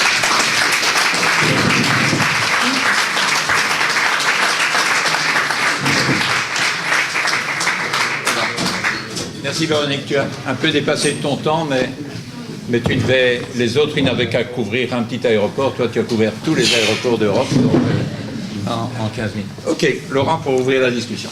Bon, ben écoute, je vais être très bref alors. Je vais me concentrer autour de 4 verbes qui sont selon moi autant d'actions que nous devons mener tant au niveau du SPF mobilité et transport que je pense pour tout le monde, les citoyens, les politiques, les responsables d'aéroports ou autres.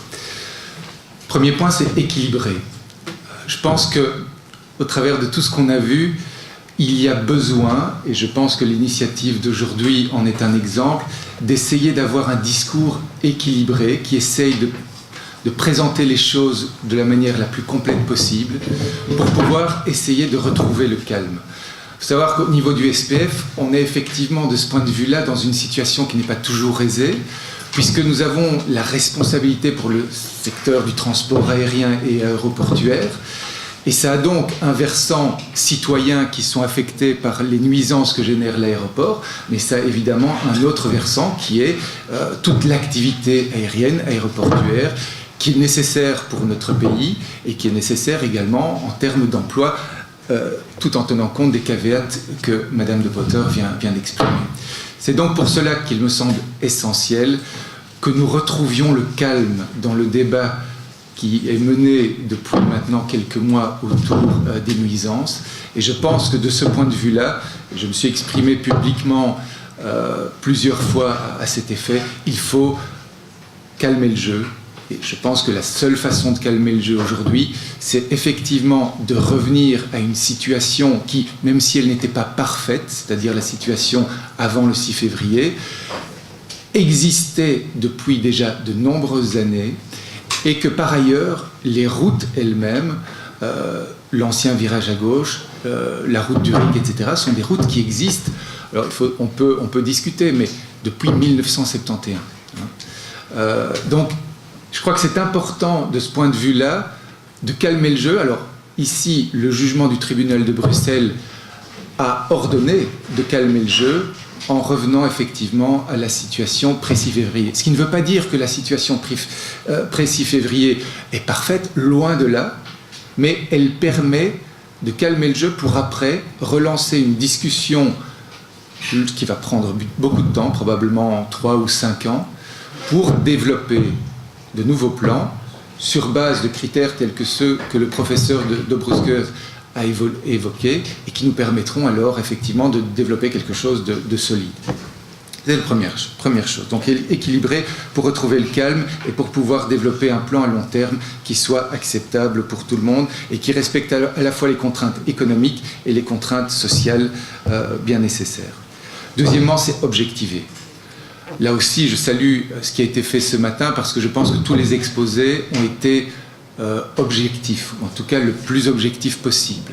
C'est d'ailleurs dans ce cadre-là qu'effectivement nous avons confié l'étude au professeur Dobrouskes d'objectiver ce qui s'était passé effectivement avant et après 6 février. Bon, c'est évidemment pas suffisant Et comme l'a dit le professeur de Brusquez, nous devrions aller beaucoup plus loin, développer également en interne des capacités pour évaluer les scénarios, etc. Bon, je ne vais pas vous faire un dessin. Aujourd'hui, au niveau de l'État fédéral, on ne peut pas dire qu'on ait des budgets extraordinaires pour pouvoir recruter, former des gens qui vont pouvoir faire le travail que fait par exemple l'IGA. Donc, il n'a pas scié la branche sur laquelle il était assis. Pour moi, il est évident que nous devons intensifier ce type de collaboration pour préparer les décisions politiques et les objectiver. Vous parlez d'objectiver, mais l'étude est plus valable dans le sens où M. Baclay a de nouveau Oui, on discutera ça, on va en après. discuter. On va en discuter. Mais bon, Faut qu'on à écoute d'abord nouveau, les 4 mots. rien n'est parfait. Effectivement, ça a été une situation qui n'a pas cessé d'évoluer. On a dû faire effectivement l'étude avec un budget extrêmement serré pour que je puisse effectivement le faire réaliser dans des temps records. Et là, on a eu la chance effectivement avec le professeur de Brusquez qu'il a pu le faire. Malheureusement, comme cela a été évoqué, bien que j'ai essayé aussi d'avoir un pendant néerlandophone et plus axé sur l'acoustique, eh bien ce projet malheureusement a été bloqué. Bon, on pourra en discuter par après. Il y a plein d'autres choses à faire pour objectiver la situation. Par exemple, avoir un cadastre des achats de maisons dans les différentes zones. Je pense que ça pourrait être très utile pour pouvoir justement objectiver la légitimité des revendications des uns et des autres. Au niveau de la nuit, là aussi, il y a énormément de choses à faire. Ça provoque effectivement des nuisances. On nous dit qu'effectivement, il est impossible pour l'aéroport de survivre sans la nuit. Quand on regarde ce qui se fait dans d'autres pays, il y a peut-être des pistes de solutions. Je ne veux pas ici plaider pour l'un ou pour l'autre, mais je voudrais qu'on ait un débat serein et objectif par rapport à ce type de problématique. Et c'est ce que je veux effectivement pouvoir mettre en œuvre au niveau du SPF. On a parlé aussi de l'aéroport. Il se fait que le contrat de vente de l'aéroport est un document fantôme. C'est-à-dire que personne ou pratiquement ne l'a vu. Il me semble que dans un État démocratique, il serait bienvenu que ce contrat soit disponible, en tout cas peut-être dans l'essentiel de ses parties, à tout citoyen. Voilà. Il y a toute une série de choses où il me semble qu'il est vraiment fondamental d'objectiver. Donc, 1, équilibrer, 2, objectiver. 3, se préparer. Bon, ça fait un peu écho à ce que je viens déjà de dire, mais je voudrais appuyer d'autres points. Organes de contrôle. Il y a déjà quelques mois, suite au scandale qui était lié à ce nouveau plan, certains ministres ont évoqué effectivement ces organes de contrôle. Force est de constater que jusqu'à présent, rien n'a été fait pour permettre leur mise en œuvre. Et je suis bien placé pour le savoir parce que certains de mes collaborateurs qui sont les mieux placés pour pouvoir effectivement contrôler les nuisances sonores sont aujourd'hui détachés dans des cabinets et que je n'arrive pas à les récupérer pour pouvoir effectivement effectuer les contrôles qui seraient nécessaires. Et dans les cabinets, quel est leur rôle ? Eh bien, de répondre aux plaintes des riverains, mais ils ne le font peut-être pas avec la même objectivation qu'ils pourraient le faire à partir du SPF. Donc voilà, là il y a pas mal de choses. Je crois qu'il faut vraiment, comme l'a dit aussi le professeur de Brusquez, évaluer systématiquement. Et préparer, c'est aussi informer le gouvernement. Et là, effectivement, en ce qui me concerne, j'ai dû parfois m'exprimer en des termes qui n'ont pas plu nécessairement à certains décideurs politiques. On m'a dit que je manquais de loyauté, mais il faut toujours alors se poser de la question, vis-à-vis de qui un fonctionnaire dirigeant doit-il avoir sa loyauté ? Est-ce que c'est seulement vis-à-vis du ministre qui le chapeaute ou vis-à-vis de l'ensemble de la communauté dans laquelle on opère ? Je pense que de ce point de vue-là, nous sommes tous confrontés à différents dilemmes en termes de loyauté. Pour ma part, dans les situations où j'ai été confronté, j'ai jugé que l'intérêt commun était ce à quoi j'avais une première loyauté. Le ministre qui me chapeaute et vient en deuxième lieu par rapport à cela. Dernier point, je pense qu'il va falloir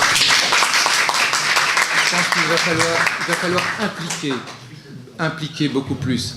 Effectivement, nous l'avons vu, les décisions qui ont été prises ces dernières années, en fait, hein, puisque tout cela a pris du temps. Moi, j'ai été nommé il y a un an. En fait, tout était déjà bouclé lorsque j'ai pris mes fonctions. Assez curieusement, alors que j'étais le nouveau fonctionnaire dirigeant de l'administration, personne ne m'a informé que ce plan se préparait. Et en fait, ça pourra vous paraître hallucinant, mais j'ai découvert avec la plupart des citoyens ce qui s'est passé le 6 février. Je trouve que c'est quand même assez curieux en termes de processus de décision. Donc, il va falloir beaucoup plus impliquer non seulement l'administration lorsque de plans tels que ceux-ci se préparent ou sont préparés par le politique, mais surtout, il va falloir beaucoup plus impliquer toute la population et toutes les parties prenantes. Alors, bon, la population, cela va sans dire, ce n'est évidemment pas facile, puisque chacun a des intérêts qui peuvent être divergents, mais là je reviens au point précédent. Si on objective, je pense qu'il y a des attitudes de certaines parties citoyennes qui ne pourront pas, je vais dire, prévaloir, parce que son objectif, différents éléments, on voit que certains arguments ne sont pas recevables. Mais aussi vis-à-vis du politique, je pense que si on implique, on pourra permettre à ce que ne se fasse pas n'importe quoi ou ne se dise pas n'importe quoi. Parce que force est de constater que depuis quelques mois, certains responsables politiques disent des choses qui sont factuellement fausses, que l'on peut démontrer facilement, pour autant que nous ayons des forums comme celui-ci qui permettent d'expliciter ce qui est factuellement vrai, ce qui est factuellement faux, et qu'on n'est pas simplement dans le registre de l'émotionnel, comme certains peuvent s'y complaire. Mais je pense aussi qu'il faut impliquer les parties prenantes telles que l'aéroport. Je sais que l'aéroport ne pouvait pas être présent aujourd'hui parce qu'ils estiment que la détermination des routes n'est pas de leur ressort, ce qui est vrai, mais en même temps, je pense qu'on ne peut pas projeter sérieusement le développement de l'aéroport sans que ses dirigeants, effectivement, s'implique d'une manière ou d'une autre dans la réflexion sur les impacts que cela va avoir pour la ville qui est proche de celui-ci. Voilà, donc équilibrer, objectiver, se préparer et impliquer toutes les parties prenantes. Je vous remercie.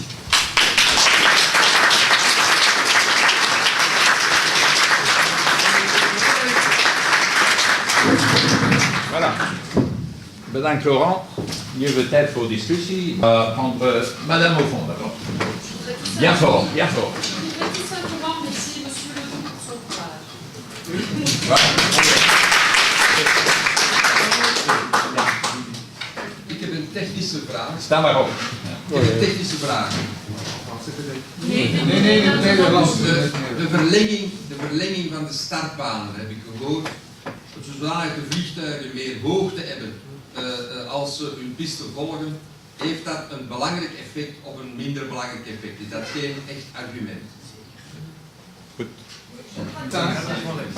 L'allongement de la piste, est-ce que ça permettrait alors aux avions de décoller plus loin et donc d'être beaucoup plus haut par rapport à la ville, hein, c'est cela. Est-ce que c'est une solution qui permettrait d'améliorer les choses? Il y a deux choses. Allongement des pistes vers l'arrière, évidemment.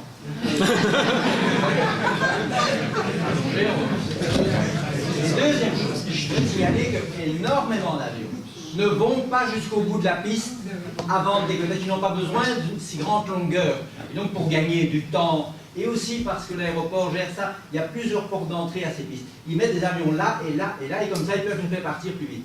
Et si tous les avions vont jusqu'au bout de la piste, surtout si on la rallonge, là ils vont se trouver beaucoup plus haut en survolant en Bruxelles ou d'autres. Je vous donne simplement un exemple. À Paris, il est interdit de survoler Paris, le périphérique, à moins de 2000 mètres d'altitude. Pas des miles, 2000 mètres. Donc vous voyez bien que vous allez survoler beaucoup plus là. Donc allonger les pistes vers l'arrière et imposer que tous les avions aillent jusqu'au bout de la piste pour décoller pourrait soulager effectivement les populations. Frédéric, juste dire, voilà, typiquement l'exemple de choses qui doit être étudié sérieusement et pas discuté sur un coin de table. Et donc, voilà, une piste parmi des dizaines d'autres, mais à étudier, à objectiver avec méthode, etc. Okay. Pour aller dans le sens de ce que vient de dire le professeur de Brusquez, je pense que c'est effectivement une piste qui doit être étudiée, qui va être étudiée. Je pense que c'est reconnu également par l'aéroport. Donc ils sont prêts à envisager. Il faut faire des études, coûts, bénéfices, etc. Bon. Mais il faut bien se rendre compte que ça va solutionner en partie le problème, ou ça pourrait, mais ça va créer, entre guillemets, un déplacement des nuisances d'autre part. Donc typiquement, si effectivement on recule la piste, on va décoller avant, et donc certaines zones de Flandre, là, Zaventem, etc., je ne connais pas nécessairement le nom des communes, mais vont être plus impactées qu'elles ne le sont aujourd'hui. La question donc sera dans quelle mesure est-ce qu'il y aura un débat démocratique qui va permettre d'objectiver que cette solution est effectivement meilleure selon toute une série de critères sur lesquels on se sera mis d'accord. Et qui constate que depuis plus de 5 ans, je suis survolé. Donc que ce soit le plan Watley et le plan précédent, plan en dessous. Donc à mon avis, ils ont débordé de plus en plus avec ce virage initialement, je ne sais plus si on qualifie de Austrane avec une petite partie de synthé et une petite partie de synthé.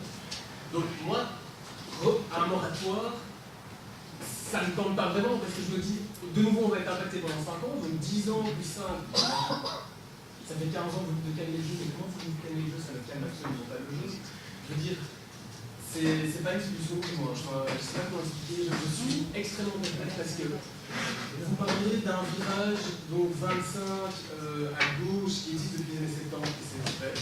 Ce que je constate, c'est que dans les années 80, la partie d'avenue où j'habite était survolée 10 minutes le matin, 10 minutes le soir à une fréquence assez élevée. C'est 10 minutes le matin, 10 minutes le soir, c'est supportable. Et quand ça commence à 6h du mat, jusqu'à 7h30. Et quand vous rentrez chez vous de 6h du soir jusqu'à 22h, mais c'est pour devenir complètement 5 minutes. Ok. Je prends la question de monsieur et la question de madame. Écoutez, je pense que ma question va un peu rejoindre la remarque ici et ça reste peut-être au professeur de Bousquez. Au niveau méthodologique, quelque chose qui me surprend assez fort dans cette étude, c'est d'avoir limité à la dernière phase du plan Watley. Ça veut dire qu'en la limitant à la dernière phase du plan Watley, tous les arguments que vous donnez pour démolir ça valent depuis ce qui est appliqué depuis juillet 2012. Depuis juillet 2012, la route du Canal en particulier est devenue une route poubelle avec le transfert des gros porteurs, l'ouverture des routes de week-end, ou l'accélération des routes des week-ends, et le transfert des donc, pourquoi est-ce qu'au niveau méthodologique, ou qui est le demandeur d'études qui a voulu une étude sur le plan Watley qui se limite finalement à sa dernière phase et pas à l'ensemble? Ok, et je prends une troisième question, madame. Question très simple, est-on sûr que le jugement du 31 juillet va être appliqué? Ok, c'est effectivement ce qui a été demandé à l'ULB et GEAT. Et donc ça nous a été reproché aussi d'avoir analysé seulement la dernière phase. Et donc j'ai répondu en l'occurrence aux représentants des ministres qui émettaient cette critique que j'étais tout disposé à recevoir un budget plus grand pour étudier toutes les phases et que je me tiens à la disposition du gouvernement ou de l'administration pour analyser l'ensemble du dossier. C'est ce que j'ai dit très rapidement, trop rapidement dans les conclusions. Je pense qu'il faut vraiment analyser tous les changements qui ont eu lieu depuis 10, 20, même 30 ans si possible, qu'on sache une fois pour toutes, et ça rejoint la question de M. Saint-Lambert, quelle commune a été, même quel morceau de commune a été survolé, à quelle époque, avec quelle intensité, qu'on le sache une fois pour toutes, parce qu'on peut tous, légitimement bien sûr, se lever et dire là j'étais survolé, là moins et puis plus, mais personne n'a une vision claire. Et donc ça ouvre la porte à éventuellement des informations parfois erronées, pas de la part de monsieur ici, mais dans les discussions ministérielles qui ont lieu. Alors, la décision de justice, bon, je ne suis pas juriste, mais il doit y avoir des juristes ici, je peux donner quelques éléments. Donc, la juge du tribunal de première instance impose de revenir à la situation pré-6 février, en gros. Elle ne dit pas exactement comment il faut faire, mais elle dit bien qu'il faut revenir à l'utilisation de la route canal qui prévalait dans la situation avant 6 février, donc c'est celle qui est ici, et qu'il faut revenir pour l'ensemble des virages à gauche, parce qu'il y en a deux, il faut là également revenir à une situation antérieure, ou en tout cas ne plus exploiter les virages à gauche comme on le fait aujourd'hui, dans ce qui a changé par rapport au 6 février. Donc ça veut dire que enfin, si je comprends bien, ça veut dire que le virage à gauche qui n'a pas été modifié, qui est celui qui part vers le bassin liégeois, Comme on ne l'a pas modifié, on peut continuer à l'utiliser. Et le nouveau qui passe donc par le 113 de Bruxelles, celui-ci ne devrait plus exister.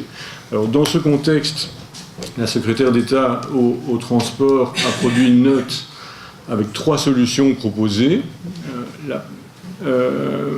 Alors la première solution, il y a trois scénarios qui sont étudiés, je vais plutôt le dire comme ça. Le premier scénario, c'est effectivement de se conformer à la décision du tribunal, à l'ordonnance du tribunal de première instance, et de revenir à la situation pré-6 février. La note dit que ça n'est pas possible, parce que la juge donne un délai de 3 mois pour ce faire, et que 3 mois, c'est jugé trop court. Alors, il y a des débats. Alors, il faut savoir que l'ancien virage à gauche n'existe plus. Il a été supprimé des instructions qu'on donne aux pilotes, et donc il faut le réactiver. Le réactiver, il y a toute une procédure qui est prévue pour ce faire. Ça demande de s'insérer dans un calendrier piloté par Eurocontrol à l'échelle européenne. Et là, il faut reconnaître qu'il y a des débats pour savoir quelles sont les analyses qu'il faut faire ou refaire s'agissant d'une route qui a effectivement été utilisée pendant des décennies. Donc on sait bien qu'on n'a pas construit des nouvelles tours dans le chemin, par exemple, etc. Donc il y a un débat au sein de l'administration et du gouvernement et entre les juristes pour savoir quelle est la longueur. Mais quand bien même la durée nécessaire pour revenir aux anciennes procédures serait trop longue, rien n'empêche à l'État fédéral de demander à la région bruxelloise ce qu'elle en pense, puisque la région bruxelloise est la partie demanderesse dans l'action en cessation environnementale. La région bruxelloise pourrait très bien dire « Ok, moi j'accepte 4 mois au lieu de 3 et je ne réclame pas d'astreinte ». Mais la demande, à ma connaissance en tout cas, n'a pas été formulée auprès de la région bruxelloise. Donc personne ne peut dire ce que la région bruxelloise penserait, ce que le gouvernement bruxellois penserait d'un délai un peu plus long. La deuxième solution qui est proposée, qui est étudiée dans la note de la secrétaire d'État au transport, c'est une utilisation accrue des routes vers le nord et vers l'est, qui sont exactement les propositions qui avaient été émises par le secrétaire d'État précédent, M. Wathelet, pour essayer de sortir du problème au tournant du mois d'avril, si je me souviens bien. Non, c'était au mois de mai. C'était un jour avant la remise de mon rapport. C'était un jour ou deux avant la remise de mon rapport, enfin du rapport IGEAT, et qui avait conduit la région flamande à déclencher la procédure en conflit d'intérêts. Donc cette solution-là, on sait qu'elle n'est pas bonne et qu'elle conduit au clash politique. Je fais une remarque pour dire que, parce qu'on a souvent présenté le problème comme étant communautaire, la phase 6 février, pour moi, elle n'a rien de communautaire. Vous avez un ministre qui se fait élire à Verviers, qui enlève les avions de communes flamandes à majorité francophone pour les mettre sur Bruxelles. Pour moi, c'est un problème entre francophones, et je constate qu'aucun parti néerlandophone s'est déclaré contre le retour à la situation pré-6 février. Donc, il faut être très clair là-dessus. Il n'y a pas de blocage flamand, pour employer les mots, pour simplifier les choses, il n'y a pas de blocage flamand contre un retour à la situation pré-6 février. Il faut vraiment être bien clair là-dessus. Mais en tout cas, troisième piste proposée, c'est d'utiliser, alors ça c'est la plus commune de toutes, c'est d'utiliser la route des gros porteurs qui est très fine et qu'on ne voit pas, mais qui se trouve ici. Non, c'est une variante canal. C'est une variante canal. Ça, en gros, on passe par les étangs noirs à Molenbeek et le Skeut à Anderlecht. Et donc, enfin, on pourrait en rire, mais ça n'a évidemment pas de sens parce que ça ne peut que conduire l'État fédéral à se faire recondamner pour exactement les mêmes motifs que les procédures du 6 février, c'est-à-dire la violation de l'arrêté Bruy-Gozouin de 1999. C'est aussi simple que ça. Je demande maintenant aux 3 autres membres du panel de compléter les réponses sur les points qui les intéressent, et puis ce sera tout, parce qu'on a déjà dépassé notre temps. Et juste pour répondre, j'ai commandité l'étude, j'ai dû le faire avec un budget... Ah oui, pardon. J'ai commandité l'étude, j'ai dû le faire avec un budget de moins 5 000 €, sans quoi je vais passer par toute une série de procédures et d'approbations à d'autres niveaux que le mien, ce qui aurait impliqué qu'il n'y aurait pas eu d'étude, ça peut en être certain. Donc, moi, je suis évidemment le preneur pour qu'on fasse plus d'études. Et pour l'instant, effectivement, le moment n'est pas venu, puisque personne ne me donnera non plus les budgets pour pouvoir le faire. Mais j'espère que sous le prochain gouvernement, cela sera possible. Pour répondre à la question par rapport à ce que monsieur a dit tout à l'heure, à nouveau, je le répète, je suis bien d'accord que revenir avant 6 février n'est pas une situation, n'est pas une solution optimale, loin de là. Le problème, c'est que c'est selon moi la seule qui est faisable. Revenons au plan préhension, alors, puisque ça a été... Mais, enfin, peut-être. Mais vous ne sauriez pas. Enfin, Laurent, continue. On pourra avoir après un débat à l'extérieur. Pendant le lunch. Je voudrais simplement dire quelques petites choses là-dessus, factuelles, le plus factuellement possible. Les nuisances ou les survols sur l'Ostrand, de ce point de vue-là, ont chuté, selon les analyses que j'ai, de 27% depuis, je pense, la fin des années 90. Bon, tout élément confondu. Attendez. Ça, c'est un premier point. Après, on peut l'étayer, on peut en discuter, mais je pense que c'est important. Deuxièmement, attendez. Non, attendez, s'il vous plaît. Je termine. Il doit y avoir aussi des études plus affinées, mais si on regarde les zones de bruit définies par la région bruxelloise, l'ancien virage à gauche entraînait 1%, je pense, ou quelque chose du genre, en termes d'infraction. Le nouveau, c'est 1%. Attendez, après vous pouvez discuter de l'arrêt bruit de la région bruxelloise, je pars de ce que nous avons. C'est important, c'est ça aussi objectiver. Hein. Donc 1% ou quelque chose du genre, le nouveau virage, c'est plus de 15%. Donc on a multiplié fortement les infractions. Après, on peut changer l'arrêt bruit. Hein. C'est pas ça le problème. Mais je pense que ce qu'il faut faire, c'est, si on veut avancer de manière sérieuse, c'est effectivement de partir des éléments que l'on a, d'essayer de respecter les différents éléments de l'équation, et après, progressivement, sur le long terme, d'avoir un nouveau plan. Le problème, c'est que si vous vouliez tout solutionner d'un coup, c'est que vous allez refaire entre guillemets, du n'importe quoi, qui va se faire réattaquer aux tribunaux, etc., et on n'avancera pas comme cela. Non. Est-ce qu'il y a d'autres réactions de la part de Véronique et d'Yvan ? Il ne faut pas perdre de vue que depuis la faillite de la Sabena, la nature du trafic a aussi beaucoup changé au début du XXIe siècle. Bruxelles est une petite place sur le plan aéroportuaire. L'arrivée du TGV aussi a beaucoup changé. C'est-à-dire que maintenant, aller prendre le TGV pour aller à Roissy, ou l'Eurostar pour aller à Londres, ou l'IC pour aller à Francfort, c'est 3 heures de porte à porte, ou aller à Amsterdam, ne prend pas tellement de temps. Donc, quelque part, Bruxelles a perdu des vols intercontinentaux avec la disparition de la Sabena, et que aussi le low cost a changé la donne. Donc, les destinations sud ont pris de plus en plus de place. Donc, il n'y a pas seulement le plan Sio qui a beaucoup changé de choses, mais il y a aussi le fait que la nature du trafic a changé.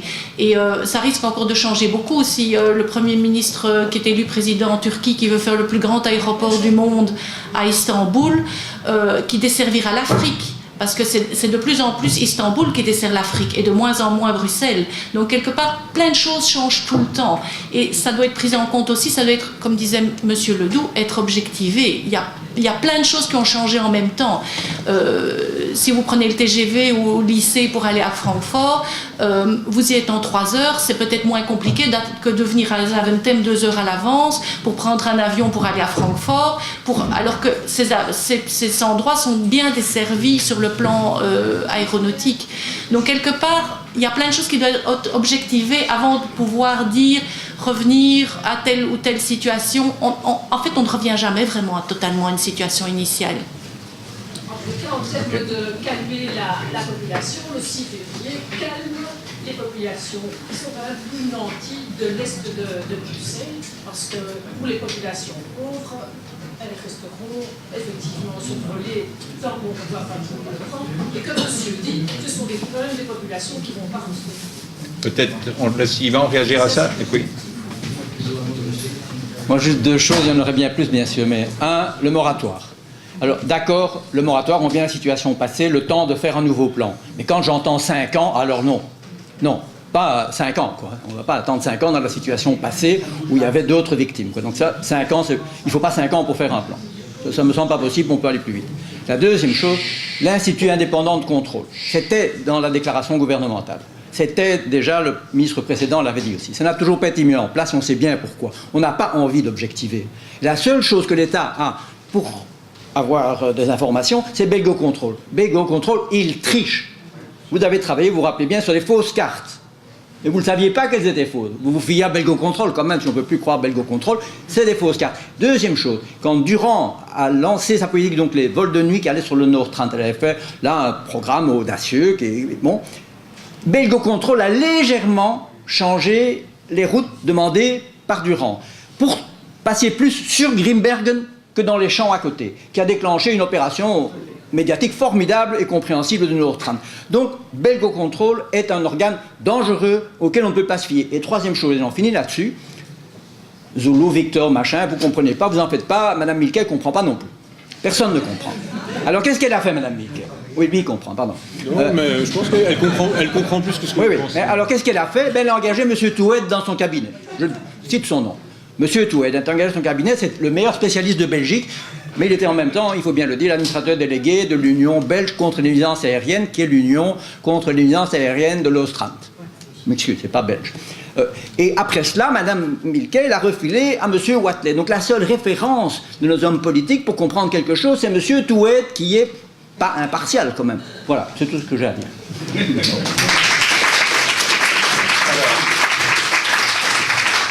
Avant de vous inviter au lunch, je voudrais attirer l'attention sur l'une autre chose. Un, c'est qu'effectivement, on ne pourra peut-être pas attendre aussi longtemps. J'ai vu dans l'interview de Madame Fonck dans le soir d'aujourd'hui, donc qui aurait en juin 2016 l'entrée en application d'une nouvelle directive européenne qui protégera beaucoup mieux les intérêts des aéroports. Ce qui veut dire que s'il y avait quelque chose à changer auparavant, tout sera beaucoup plus difficile à changer ultérieurement. La deuxième chose, c'est vraiment l'importance cruciale d'objectiver. Parce que si le débat prend une forme souvent si émotionnelle, c'est aussi en raison des informations biaisées et partielles qu'on a à sa disposition. Donc on considère qu'on a un traitement extrêmement injuste en raison des informations qui nous parviennent. Et c'est beau pour les habitants du Nord-Rhin, les habitants du Haut-Rhin, les habitants du Canal, les habitants de toutes les zones survolées. Pour avoir un débat objectif, il faudra que des personnes fassent preuve de courage aux différents niveaux, y compris le type de courage auquel faisait référence Laurent tout à l'heure. Parce que pour pouvoir objectiver, il faudra des fuites. Le document auquel on a accès, parce qu'on peut le télécharger sur le site de l'ECHO, qui est le résultat de tout ce travail de l'équipe de l'UNP, on l'a grâce à une fuite. C'est une fuite qui est socialement responsable, de la part des personnes qui disent qu'il est important que tout le monde puisse disposer de cette information, pas seulement les puissants et les décideurs.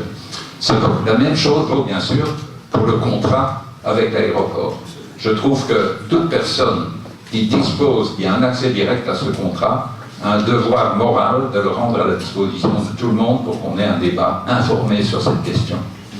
Enfin, donc dans toutes les questions d'équilibre qui doivent se poser, dans une région où on a un taux de chômage aussi élevé que le nôtre, on ne peut pas simplement cracher sur l'emploi qui est généré par Zaventem, même s'il faut le nuancer pour toutes les raisons que Véronique a justement signalées tout à l'heure. Mais seulement, il faut aussi se dire ceci.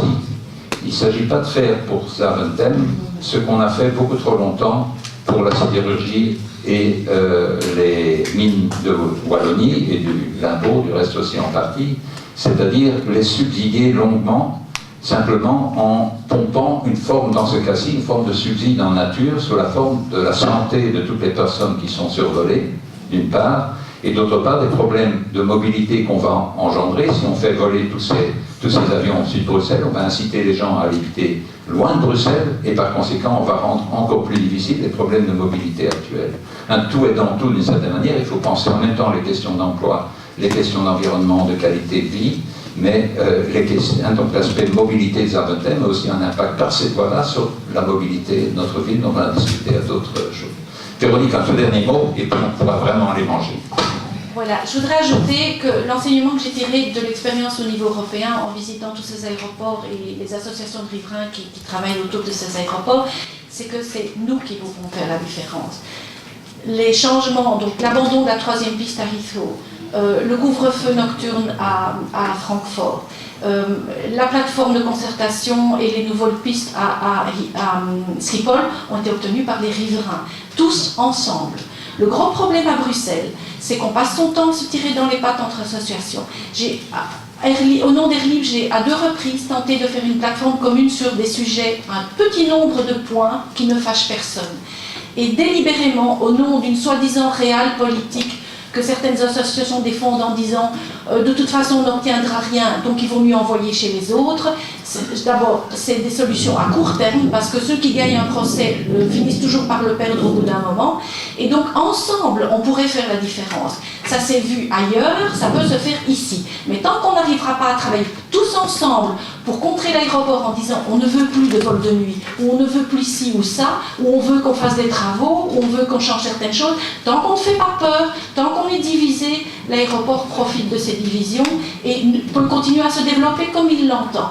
Donc descendre dans la rue en masse, comme ils l'ont fait à Nantes par exemple, c'est ça qui peut faire la différence. Il faut qu'on soit visible et crédible. Et tant qu'on se tire dans les pattes, on n'est pas crédible. Et c'est ce qui se passe tout le temps ici. Ook met de mensen van de noodkant. En dat niet alleen een kwestie is van in het Frans te zeggen, pas question tous ces vols chez nous, maar dat er een... Maar dat het inderdaad, als we een oplossing op lang termijn willen hebben, moet dat inderdaad het resultaat zijn van een gemeenschappelijke actie en gemeenschappelijk nadenken op basis van juiste informatie. Un grand merci à nos 4 intervenants.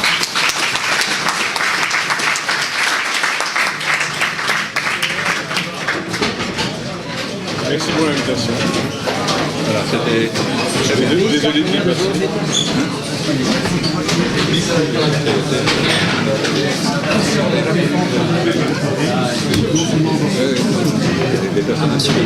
Oui. Je vais faire aussi une interview avec Madame de Potter, vous restez...